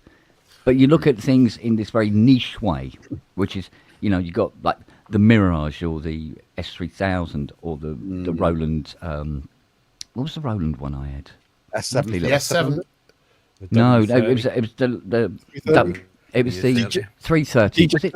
No. 330? That's 330. DJ70 Mark II? No. Older. Okay. U110? No, it was a 19-inch rack. That was the Yeah. S330. S330. Yeah, no, I had that. I S330, yeah. used that thing to death. That sounded great. Yes, Great. it had a really nice piano. I thought it was the better piano than the Mirage, but then it's progression, isn't it? Higher resolutions and all the rest of it, and longer sample times. And yes, I've done the going out with a cassette and kicking the shit out of things and recording them and then bringing it back and writing whole tunes from it. Can I mention? There's a guy who used to work for Emu, Timothy Swartz, and Janice Chaffin, and Kevin Monahan. All those guys used to do a lot of sampling. And the thing is, all of the instruments, putting the samplers to one side and just looking at the rumplers. Tim and the team, the whole team at Emu, and I was part of that.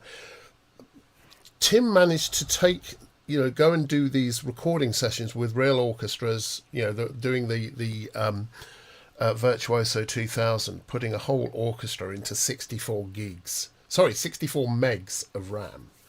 And he and Janice, they had this whole process of taking samples and then working out which bits of the attack portion to keep, how to loop them, and then how to use what they were really clever with the rumplers was referring back to the original modular Emu synthesizers, the modular systems, and saying, if we take all of those kind of modules and build those as virtual things, virtual modular effects, as you will, filtering and times 10 and times 4 and quantization and summing and all that kind of stuff, we can then turn these really tiny samples into something that sounds realistic. I mean, really realistic. So being able to build an entire orchestral module out of 64 megs of RAM by cutting up all of those things into tiny wee little slices and doing multi-sampling as well, that for synthesis was astonishing. The same applied to the XL7 and the MP7, which became really, really, the Proteus.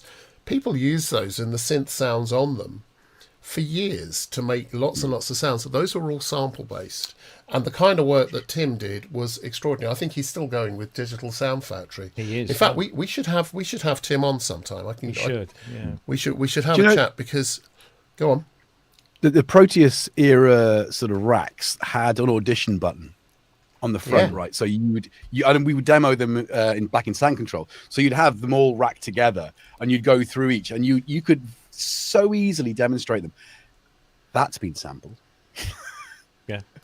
So the Virtuoso 2000, that is on records of somebody going like, oh man, that sampled string sequence played back, sampled, put into a record. Now you tell me that's that. It's like, Yeah, that's but how I mean, it's done. I mean, something that a lot of people don't know is I've done a load of work for Emu in the past, absolute ton of it. Done a load of work on Emu. Yep. There's a difference. Sorry, no, Broken forget that. ones. Got my pronouns wrong. I'm laughing at Carol, Don't do that. Carol Bedford's message that he's put up here. Could you imagine all the 70s kung fu movies and your dad's blue movies without samples? Oh. But I mean, I remember when I was obsessed with sampling from a very, very early age because of my passion for the Fairlight. I just thought, oh, that's the way. And so I always, and when I eventually got a really good sampler, my Akai, I was just amazed that at my fingertips I could have pretty much any instrument I wanted for a lot less money than actually buying all of those instruments. And I could have even with the 256 mega RAM, you could have a decent set of orchestral sounds in there, decent pianos in there, decent synthesizers in there, and it was just, for me, it was incredibly freeing that I could now just have anything at my fingertips. Let's not forget also that without sampling, synthesizers, because Andrew mentioned using the snippets of samples, synthesizers like the D50 would not exist without samples, because it was the attack portions, all of that rolling stuff was it was a fraction of a sample, and then let's just use the synthesis tools, the envelopes and the filters to extend and make that into something that's a lot more than it actually was. But one of the true advantages of sampling was when you have somebody like a little sperm stain on a sheet like me, is it gave me access to sounds I would have never ever been able to afford. Exactly. Yeah. The best part is you went running down your mother's chin. Oh, Scott, bring this back in. You were saying something. Not a pub. Not a pub. You about to make a comment, the Giga piano was one of the first ones. It was like a multi-sampled piano. Giga blew me away. It was like, wow. That opened It my was about eyes to 2000, sampling. wasn't it? Yeah. Didn't Hans have like an entire room of tower PCs, each one dedicated to a particular portion of the Giga sampler orchestral library? He was a massive Giga sampler user. Yeah, he had a whole maybe I'm exaggerating with the room full, but he had loads of computers so that he could do full orchestral stuff in the studio. And again, that's another liberating thing, is that a composer now can sit down with a sampler and make big orchestral arrangements and compositions, even if it's just as a demo, as a sketch pad. Yeah, exactly. Yeah, it's there. Yeah. And that's the beauty of it, because me and Kent spoke about this before. If you've not got those studio constraints, because studios aren't cheap, especially when you've got and then you've got to pay an orchestra in there if you're trying things out as well, which is again not cheap. So I've got a these story. people can be far more creative without that pressure of, I've got to get this done in 2 hours because it's going to cost me X amount of thousands for this 2 hours. But there was that thing, wasn't there, where it gives you the benefit of, if you try to recreate something on a synthesizer, like an analog synthesizer, unless your name's Tomita, when you're trying to do put a classical piece together, if you do it with conventional synthesizers, you're not getting those nuances between the different sounds. So when it's converted to orchestra, it sounds god awful. Village Ghetto Land sounded astonishing. It sounded like a real chamber, a real chamber quartet or whatever doing that. That was Stevie Wonder, and it was the 2600, I believe. GX1. Was it the GX1? Yamaha GX1. For Village Ghetto Land. For Village Ghetto Land. Yeah. Sounded astonishing. Now it wasn't there was a reason why it was 50 grand. Yeah. Yeah. There's actually when they did a took classic 18 albums roadies episode. Yeah. They did a classic albums episode of Songs in the Key of Life, and he wheeled his GX1 out, serial number 1, I think. Yeah. And he sits down, he starts playing Village Ghetto Land, and then they switch to what's his name, Gary Bird, who did the lyrics for it, and it's just this beautiful thing. Yeah, absolutely. So another story about where sampling and the real thing. So when the Pet Shop Boys were recording their second album, actually, they composed a song with Ennio Morricone called "It Couldn't Happen Here," and the arrangement was done by Badalamenti, the guy who did the Twin Peaks themes. And they did the whole thing on a Series 3 Fairlight. All the orchestra was all done on Series 3 Fairlight. And they did the demo and everything was all done there. And then the plan was they were going to go to Air Studios, I think it was, with a full 90-piece orchestra. Bam, do all of the strings. So if you listen to that song, it's just huge, big washes of strings and lots of reverb and all this kind of stuff going on. And they did that session, and they got back into the studio, and they sat there and go, "Do you know what? The Fairlight version's better." And that's what you hear on the record is the Fairlight strings. And I've experienced this with that Coldplay's 2X, and I was playing strings on it when I was testing it, and although you could see where the sample groups were, and you could hear the sounds at the top end of the sample group were starting to get a little bit, that squeaky sort of anti-aliasing kind of thing bleeding in. And the degrading as it goes further But up. Yeah. altogether, it sounded wonderful. Yeah. It sounded really, really good. All those early samplers, Fairlight's emulator 1s and 2s, even the Emaxes as well, and others, the Akai 12-bit stuff that they did. Cassie, I've said one. Yeah, but what it did was you sample the thing, and it sounded like the thing you'd sampled, but it was different because of the rudimentary nature of the technology. There was filtering. I did a session years ago with an orchestra where it was a prog rock band who shall remain nameless had a full orchestra come in, and orchestras at the time and even now, orchestras at the time would you book them for a 3-hour session, and if you went 1 minute over, you had to pay a whole set of fees to everyone. It was really expensive. Wow. You had to pay the next hour, didn't you? Yeah. And then and what would happen sometimes, especially with not classical sessions, is there would be a chat between all the players in one of the sections, usually the horns or whatever, that would just at the end of the last take or in the middle of the last take sort of go. Yeah.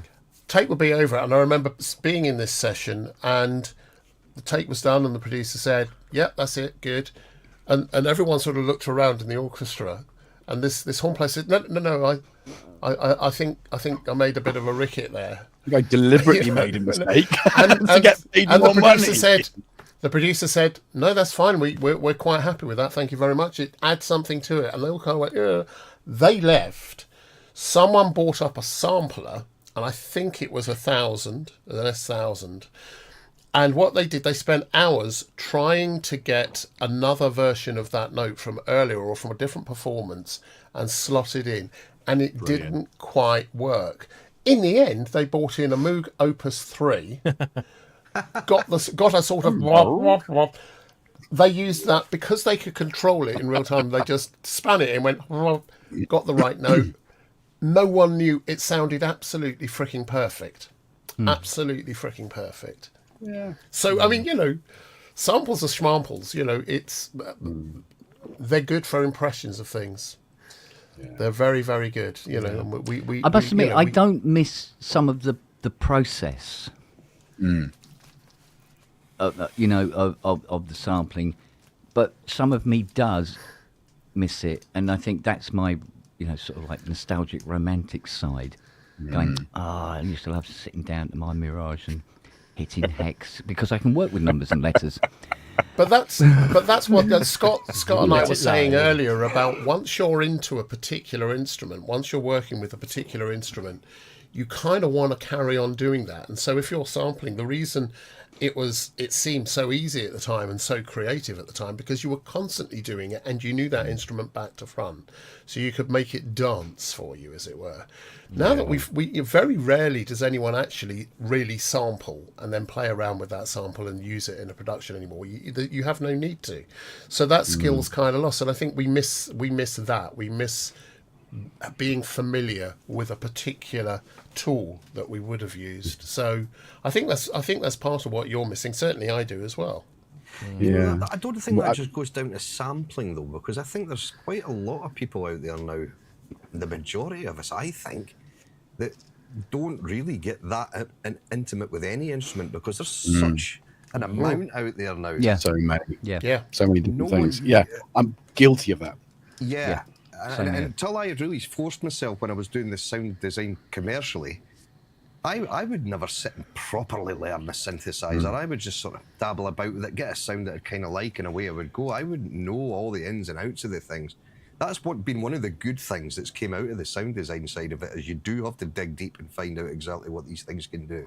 But that doesn't just count for sampling. I think it's no, it counts for everything. You're right. Sound, for everything. Sound in general, for everyone. Anyway, look, we could absolutely go on, but we do have a couple of other topics that I would like to cover. No, come on.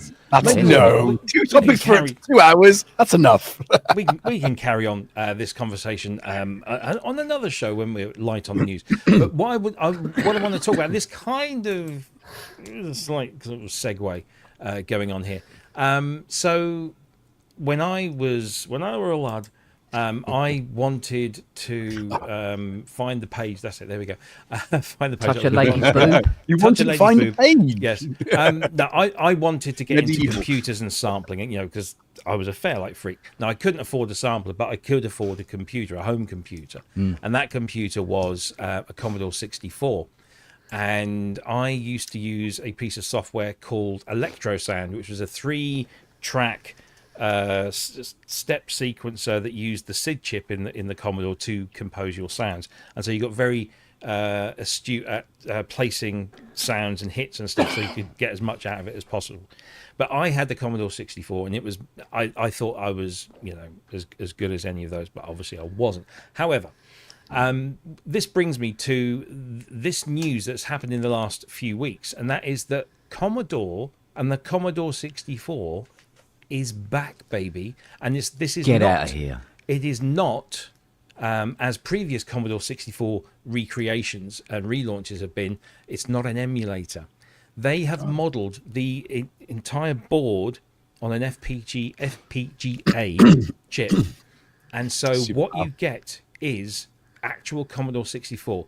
You can plug in your old C64 cartridges. You can upload your own C64 games that you had back in the day. And and it will take the old cassette player as well. This is a full-on relaunch in Has it got an modern SD slot? form. As it, it's Because you know what I mean. Yeah, I but haven't got a cassette player anymore. I haven't got a disc drive. I think it's got USB.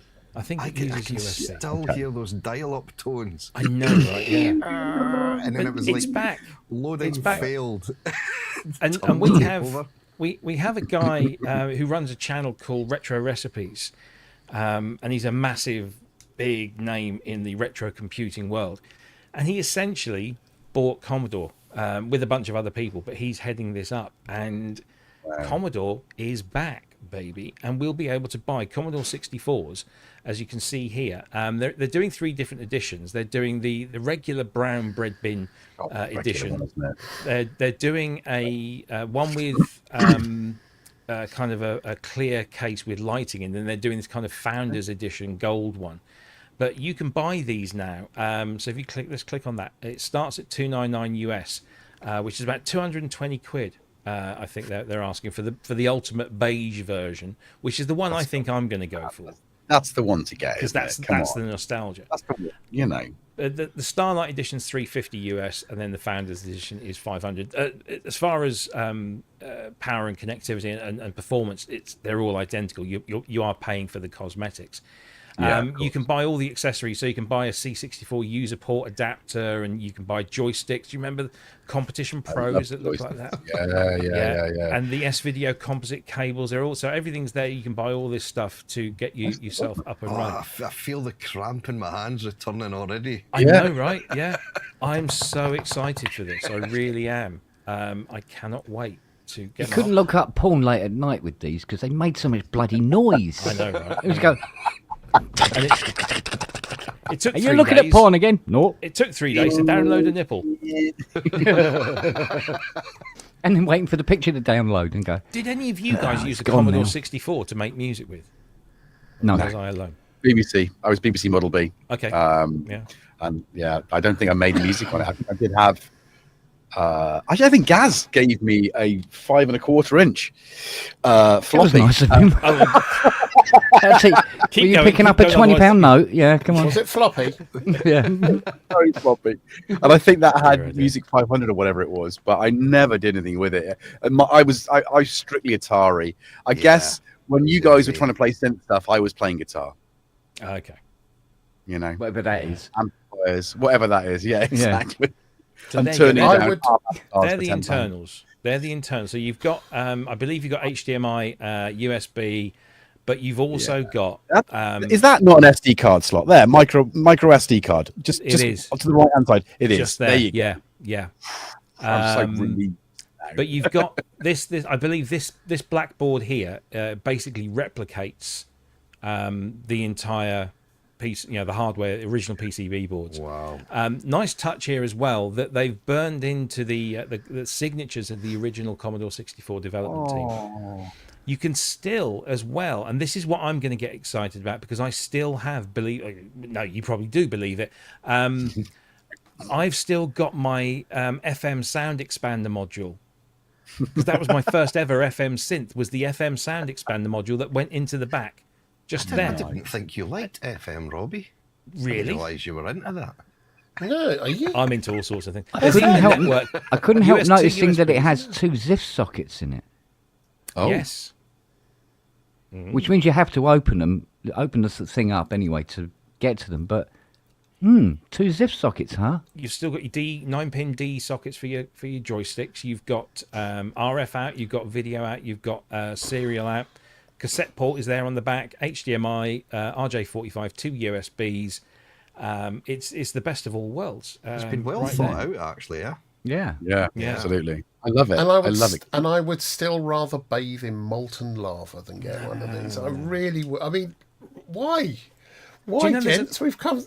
I mean, why? retro gaming, and if BG Ollie was around, and I don't know if he's lurking in the chat, but retro gaming is obviously has always been a big thing, but always been a apparently big thing, yeah. it's getting incredibly big because the fact that a lot of games for PlayStation are £100 odd, and this is a great way of, and you can download so many, whether it's legal or not, we'll leave that discussion for another time. But you can download so many ROMs of all of these old games. C64, Spectrum, Amstrads, Atari STs, Amigas, all of that stuff. They're so easily accessible. Even the old consoles, like the original Nintendos. If this was an Atari ST, I'd get it because I've got all the bits and pieces to, and I love the timing on the, the Mega 4 particularly. Loved it, used it for MIDI, used it for, C-Lab, all the C-Lab stuff. It was an amazing machine, and I do miss that way of working.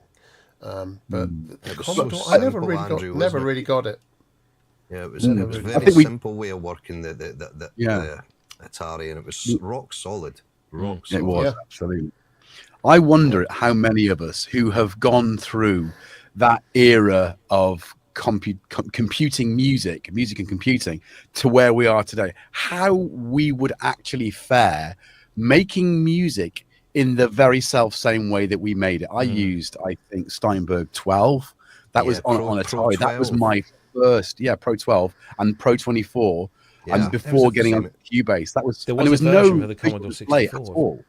Wasn't there a Steinberg? What were they called before Steinberg? They were called something else, weren't they? C-Lab? C-Lab. There was a C-Lab sequencer for Commodore 64 just towards the end of its... Steinberg wasn't called C-Lab. C-Lab was the progenitor of Logic. Yeah. Oh, that's yes. Yeah. What was the one? Yeah. What was Steinberg then? It was I think always Steinberg because it was Charlie Steinberg's Steinberg- company. Yeah, But Pro it was 24. Steinberg It called was something. always Steinberg, as far as I knew. It was Yes, just it it was went from Steinberg. Pro 24, and then it started on going to Cubase, find and then you were like through all the I'm sure different somebody will beat you Cubases to after that. When I first got Steinberg Pro 24, it arrived with a 15-page photocopied German manual. And I was doing it. It was my very first production, and I bought a Mega 4. In fact, no, I had a 520, ST 520, and I had a bridge which had 2 floppy drives in this bridge, which gave me 2 360 kilobyte single-sided, single-density drives. I came with a whirl with that, Andrew. I will never be able to fill all of these up. I will never be able to. This is just so much Amazing, storage. isn't it? Amazing. It was. Yeah. So I remember when it came out. It was a. We when we were playing live, we actually used to take the Atari ST and the monitor on stage with us, and I had my cousin's actually got it now, a quick clock stand that had held 2 keyboards, and then there was a bit where the Atari keyboard would go, and then a bit on the top where the monitor would go. It was all specifically designed for this. But then the stand collapsed on stage one gig, and everything went. The monitor last. Believe it or not, everything still worked after it had fallen on stage, but it was just a bit of a shenanigans. And we ended up, it was Yamaha brought out this MDF2, I think it was called. It was like a little MIDI file player. You could actually just bounce all your tracks from Cubase down onto a floppy disk, whap it into this little tiny MIDI file player and just hit play on the stage for your backing tracks when you were I used to doing do everything something live. very It was similar. great. We used to create our backing tracks for the band in Cubase in my home studio, and then bounce that down, say as a MIDI file, and we used to throw it into the Yamaha RM1X and just use that. Right. And you could also use the internal sounds on there because they were really quite good. So, yeah, that's so yeah, yeah. I must have been thinking about. So I was sure Steinberg would call something else, but apparently it doesn't look like they were. So I've probably got my Steinbergs and my C-Labs and my Logics. And Maybe he's just thinking of C-Lab because they were a probably big competitor. I mean, yeah. But no, I'm really looking forward to this. I just from a nostalgic point of view, but also the fact that you can plug this into HDMI. It's got Wi-Fi. I love this bit. No social media. No social media. Yeah, well, that's true. That's good. Although I'm sure it won't be long before somebody develops something for it. But yeah, as long as it's pixelated, it'll be fine. Yeah, and it takes. Do you know what I mean? To do like the old yeah. chat rooms. Do you Remember remember those? Strip Poker on the Commodore 64? How excited we were to play I that don't game. And remember. it was this peak and this trough of massive excitement and then utter disappointment. That really, Like the peanuts on the board behind the in the pubs you used to go to. You'd buy them to try and see the yeah. And it was Yeah. ultimately a disappointment. But there you go. Always a disappointment. Anyway, so yeah, if you want to know more about it, it's Commodore.net. That's the website. Commodore are officially back. It is the company, it is the hardware, and they've just made it incredibly good.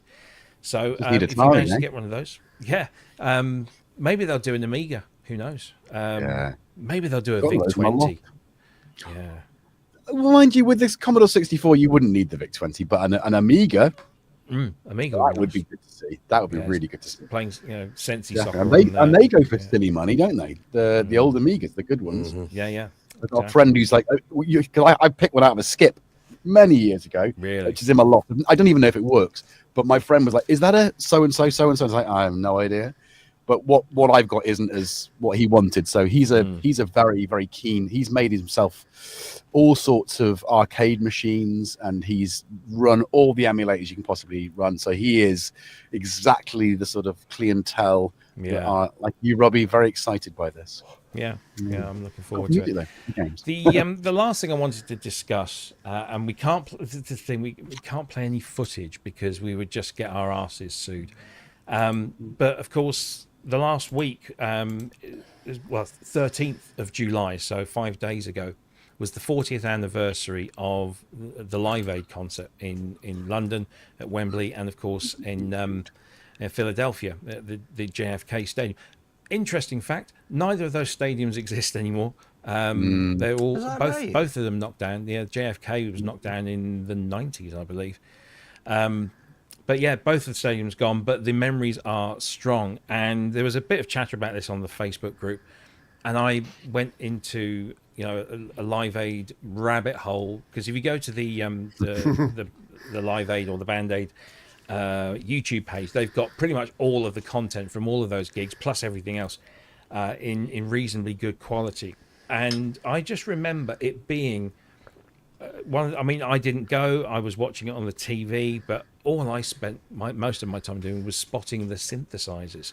And I was amazed, actually, when I was watching this footage back, how brave so many bands were by taking all of this modern technology onto stage in such a high pressure environment. It's not like you set up and you play a gig for 2 or 3 hours and then pack up again. Bands were setting up on that rotating stage every 20 minutes or so. And they no sound check. No sound check. And there was all sorts of gear. I mean, there was Dire Straits had their Yamaha DX1 on stage, along with a whole bunch of other stuff. If you watch the Nick Kershaw bit, have a look where Nick Kershaw's keyboard player's emulator 1 is. Is it on level 1 of his 3-tier stand? No. It's on level 3. It's up here. And that thing, if it had fell, it would have killed him instantly. Yeah. It was just... and then you start watching, you're going through... obviously there's that famous bit with Midure. He's centre stage with his emulator 2, and it was a real sausage fest. It was a real who can have the best, because it was 85. We were at that kind of peak of... it was the peak, yeah, of synthesizers in bands, whether you were an electronic band or whether you were a rock band, you all had synthesizers. And it was like, who could have the biggest ones? I mean, in America, Nick Rhodes had his Fairlight on stage. I am pretty certain someone, I can't remember who, pretty certain someone had a synclavier on stage at that time. There was a gazillion DX7s, of course. But there were so many. Do you guys have any kind of fond recollections of watching it and ignoring everything and just seeing what gear people were using? No, because I was a guitar player. I was more interested in the music, I guess. What are you even doing on this show? I have no idea. What are these things? Where have they come from? Kent, you're old enough to remember this. Yeah. Yes, I remember back in the day. Can I be frank? I wouldn't. Well, no, you can be Kent. I'd rather be. Okay. Or Betty. You sure you want me to be Kent? To be honest with you, I wasn't looking at the keyboards. I was looking at the breasts of the backing singers, to be honest.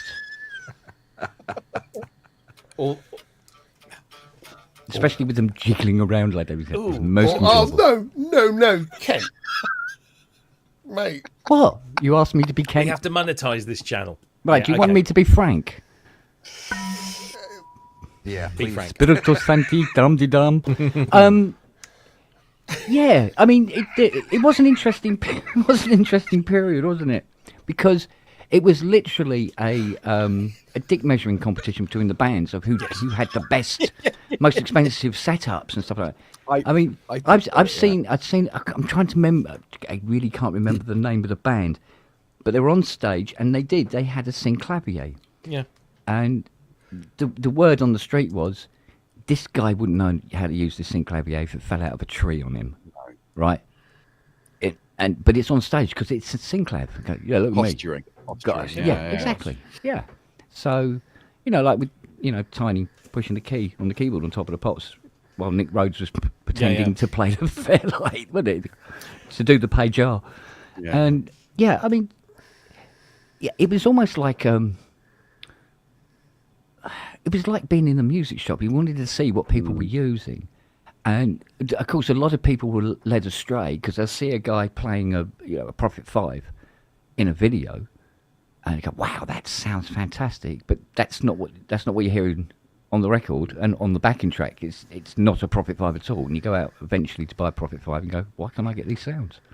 How much product placement do you think that there was? Tons. How many manufacturers went? We'll give you this synthesizer plus 10 grand if you appear on Live Aid with this instrument. You don't have to do anything with it. Just the bane of my life. The bane of my life was when it got to the point where the television companies suddenly realised that these companies were selling keyboards through them appearing on stage, out come the black tape, right? Yeah.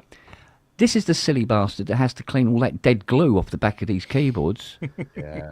40 years later, so you always know the one that's been on TV at some point because it has all this tape all over the name. Who was it had the tape or put the extra one on an emulator 2 so it said emulator 3 or something like that? Emulator 3 or... Yeah, no. It was Whiffin. Whiffin put on Paul McCartney's Spies Like Us. He put an extra one at the end of the 2 and made everyone think that emulator had released, or Emu had released the emulator 3. And Kevin told me this, no word of lie, and Rossum as well, that their phone lines were jammed with you didn't tell me about this new emulator. And they go, what new emulator? Well, the one that was in the Paul McCartney video. And apparently it was Whiffin who'd stuck a sticker on the back of the emulator 2. Yes. And regardless of the 1 and 2 couldn't look more different. Exactly, yeah. But here's the evidence. So this is Nick Kershaw on stage, 13th of July 1985. There's his keyboard player with a Jupiter 8 to his left. That's one we see just there. Then I believe that's an Oberheim of some description, a DX7, and on the third tier, the heaviest one of the lot, the emulator 1 as well. Yeah, and it's Oberheim, isn't it? It's bonkers. It's angled down. It's more impressive at the top. Yeah, look at us. Yeah, because now you can see that it's an emulator. Yeah. I'm just going to see if I can find the DX because there's a DX1. I think that's it's on the Dire Straits thing. Yeah, it's there. coming from a road crew perspective, 20-minute sets with 10 minutes switchover, that's no problem. No matter how much gear you've got, you just do it. It's not an issue. Having synths on stage that size again, you know, you'll have a local crew for days. You'll have the band crew. So again, it would be far easier, I think, than you might imagine. But still, I think health and safety get involved today. Oh, forget it today. You know, yeah, today they can't put that up there. No, health and safety. Yeah. But it was a logistical. I mean, a miracle that they pulled it off. You know, with the rotating stage. Didn't they get the rotating stage from another band? Was it another? Yes, big... probably. Yeah. I think it was a big prog band. It might have been because I think Yes always toured with her, or they've toured a long time in the round, and rotating the stage was part of their thing. Yeah. You know. 20-minute guitar solos, etc. I think they used the same design as well in Philadelphia. Philadelphia copied the design of the circular stage, so that they knew, you know, everything they had was then, you know, predictable. That's the word I'm looking for. There you go. There we go. Yeah. DX1, right? There's the big like bugger. The size of the thing. Yeah, but there's. I mean, honestly, go Pay me for that GS1, you bastard. Yeah, go to the Live Aid YouTube page. There's a huge amount of nostalgia, and especially gear spotting. Yesterday, actually. Yeah, bit of Dire Straits, cracking. Yeah, it's a good album. Well, Money for Something was that? Feat of recording, really, just seminal album, just for recording quality, I guess, and production. Of course, we mustn't forget that everything we saw on that day in 1985, everything we heard was absolutely 100% live. Apart from the tape that we used. Well, do you know, I don't know for a fact, but I would imagine there was very few I don't know about tapes. that, Robbie. I don't know about I that. think, You reckon? There were a lot using the Queen. Come on. Queen definitely. They were always using tapes to sort of bolster their live sound anyway. So that would be But they no only different. did like 3 or 4 songs, didn't they? So Yeah, I think there was a bit of it. Not a huge amount, but there was a... Because they did that thing with Bohemian Rhapsody where they did the beginning of it, don't they? And then they miss out the middle section. Because and then they come back and just do the last bit, which is all, guitars and shit. But I mean, it was an amazing thing guitars to are witness. shit.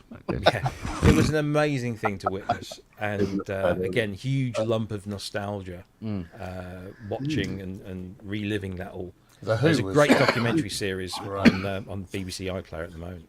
Yeah, that's very good. Well, I mean, that's exactly why that Commodore 64 is back. It's exactly the same thing, isn't it? It's just grabbing a bit of the past, bringing it up to date. Use it as a doorstop, perhaps. It was better.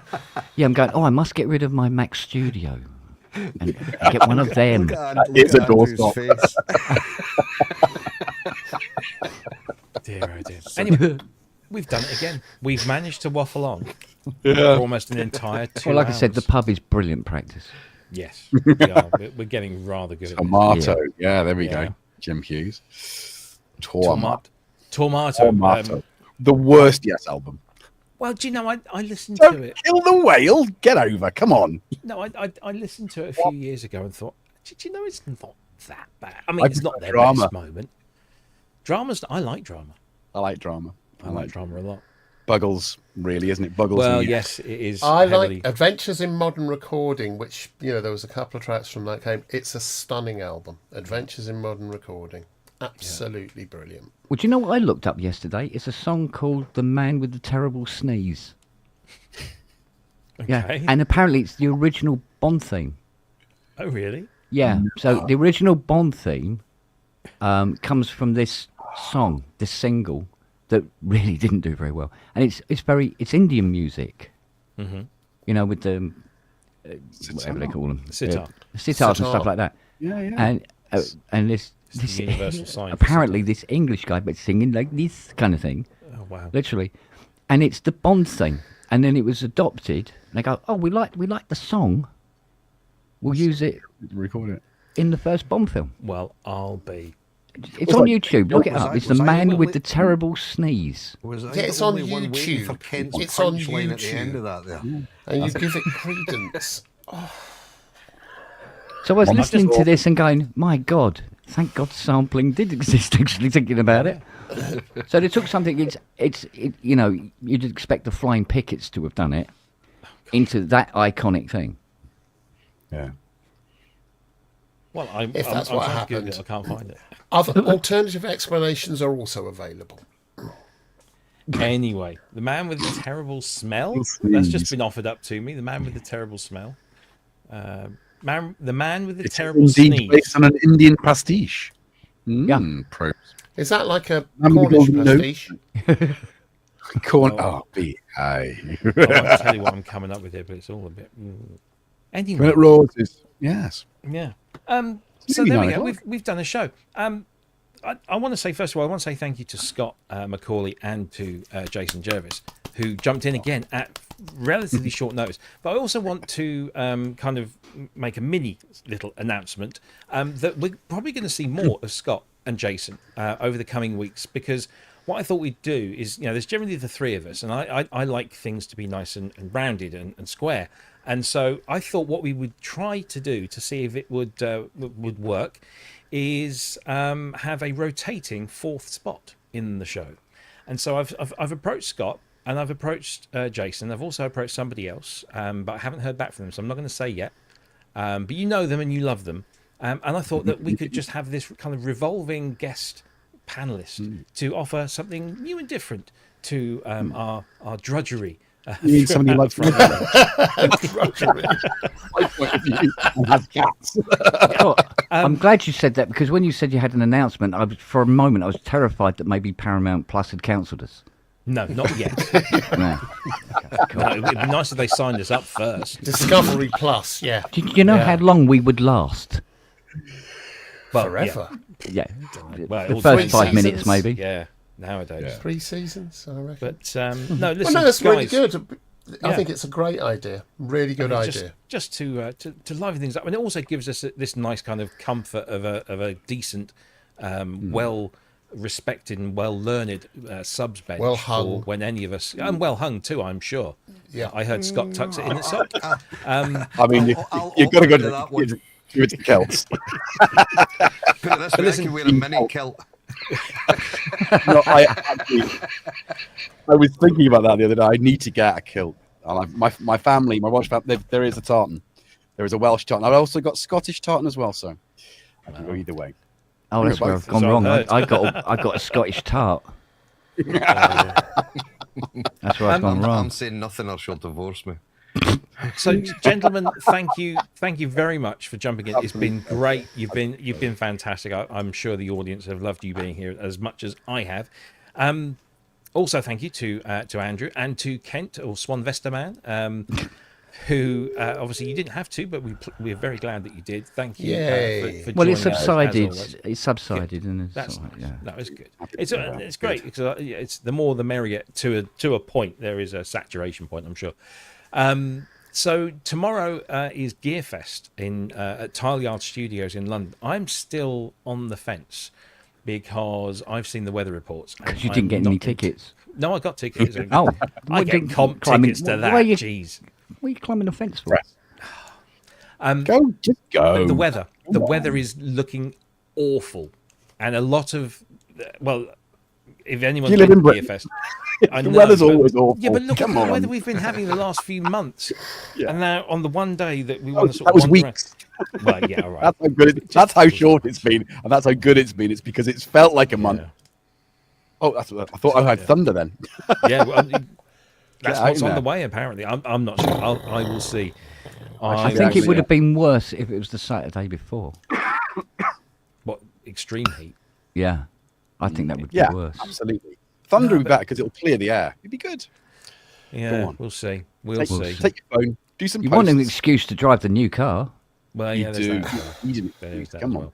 Yeah, but not to wrap it round a lamppost on the way to London. Yeah, That's the thing. Aquaplaning. Yeah, but we'll see. But if Is you it- are is it there at ULEZ Gearfest, compliant? yes, it is. Yes. yeah. Oh, very good. But parking Oh, yeah. is bloody atrocious in King's Cross. Well, so that's true. yeah, I generally just drive down to the outskirts and then tube it in. Get the and then shuttle an Uber. train in. Can't you just get a train in? If you can get the closest you'll get is King's Cross on the train, which is just a couple of changes for me. So I just get on the tube and go either to King's Cross and then walk it, or Cali Road and walk it, or just get an Uber. Where are you, Rob? Whereabouts in the UK? I'm are right you? here. I'm in East Anglia. East I Anglia. am East closer Angle. to Ipswich than I am to Bury St Edmunds, but almost between the two. Right, okay. Remember Sailor of the Century? It's just up the road That's, from well, here. that's where I'm from originally. Anyway, if anyone's going to Gearfest, and if you see me there, do come and say hi, and tell me your name, because coming up to me and saying hi, Rob, and I go hi, I have no idea who you are.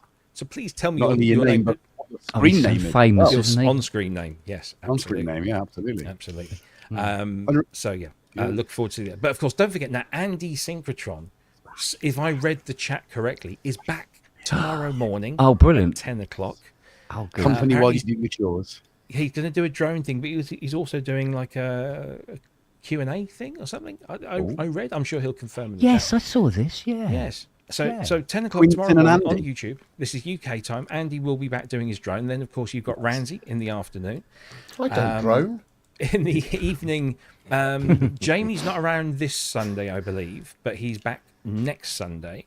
Or is it September? I think he said he might be back. I can't remember. He's doing some stuff. Of course, this man, he's not yes. Jason Jervis is doing jamming and gin jams with Jackson and more. Are you doing more outdoor stuff? Or? Do you know, it was good to do it because it's tricky and it's difficult. And I like what, you know, we don't do things because they're easy. We do them because they're difficult. We do them because they are hard. Exactly. We do the thing because they're hard. But it was so nice to stream from here on Wednesday. Is It's that like, Andy Murray. oh, yeah, it was Andy Murray. But it depends on the weather. If it's nice, I will do it outside. But if not, I'll do it in here. And I'm going to be spending time in here putting up new lights, I think. Oh, no, I haven't bought them. So I won't be doing that. I was supposed to buy some LEDs. There's a There's the floor in that news. plan. There's a big floor. Yeah. Or Can yeah. I assume that you're going to be taking easy?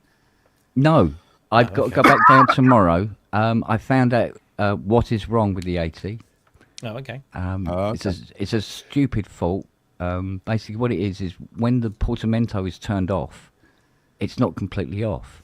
So what's happening is the trigger, when you trigger the card, sometimes the VCO has, depending on how far down the keyboard it is, hasn't quite got to the key. And this is why you're suddenly getting a key randomly every now and again All right. being out of tune.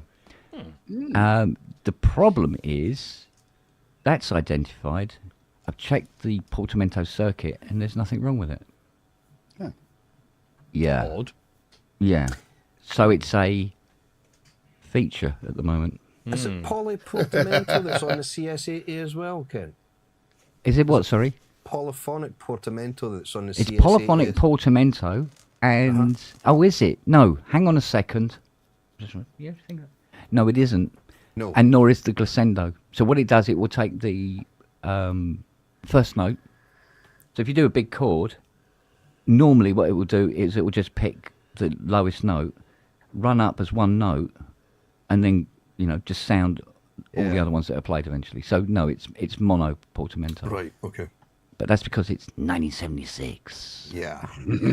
It's an old synth, isn't it? Yes, it's a wonder it got what it had, to be honest with you.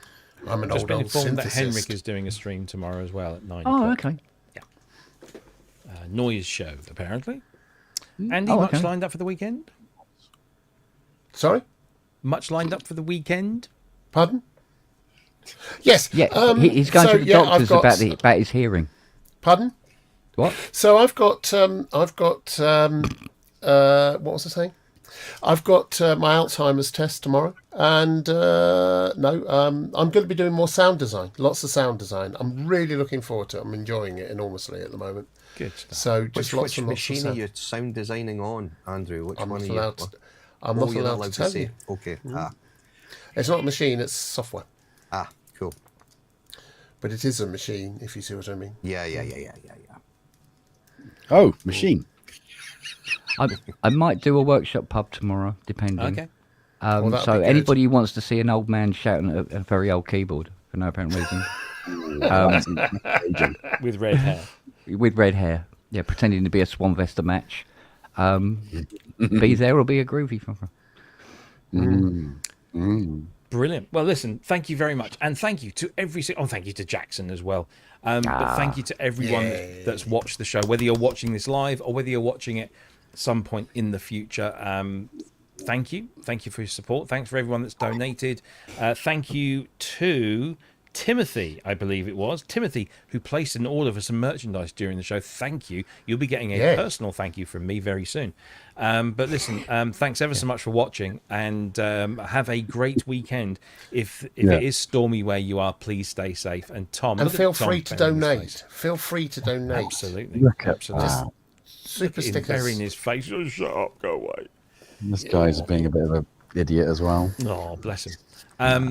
So please do like and subscribe and share and all of that stuff. And don't forget, we've got the merchandise store, you've got the Patreon, you get loads of free stuff there. We've got free sounds for hardware synthesizers, software synthesizers. We've got decent sample libraries, all sorts of stuff. Mugs, t-shirts, get them all you can.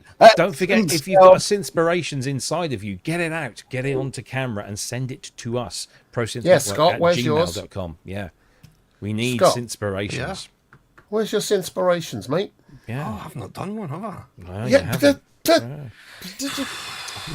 the pressure. Anyway, so don't forget, we're back same time, same place next week with more shenanigans and lots of filling and padding. But thanks for joining us, and we will see you all again. Yeah, we'll see you all again very, very soon. Until then, Sunday, Jason. Have a great weekend. Take care, everyone. Bye. Bye.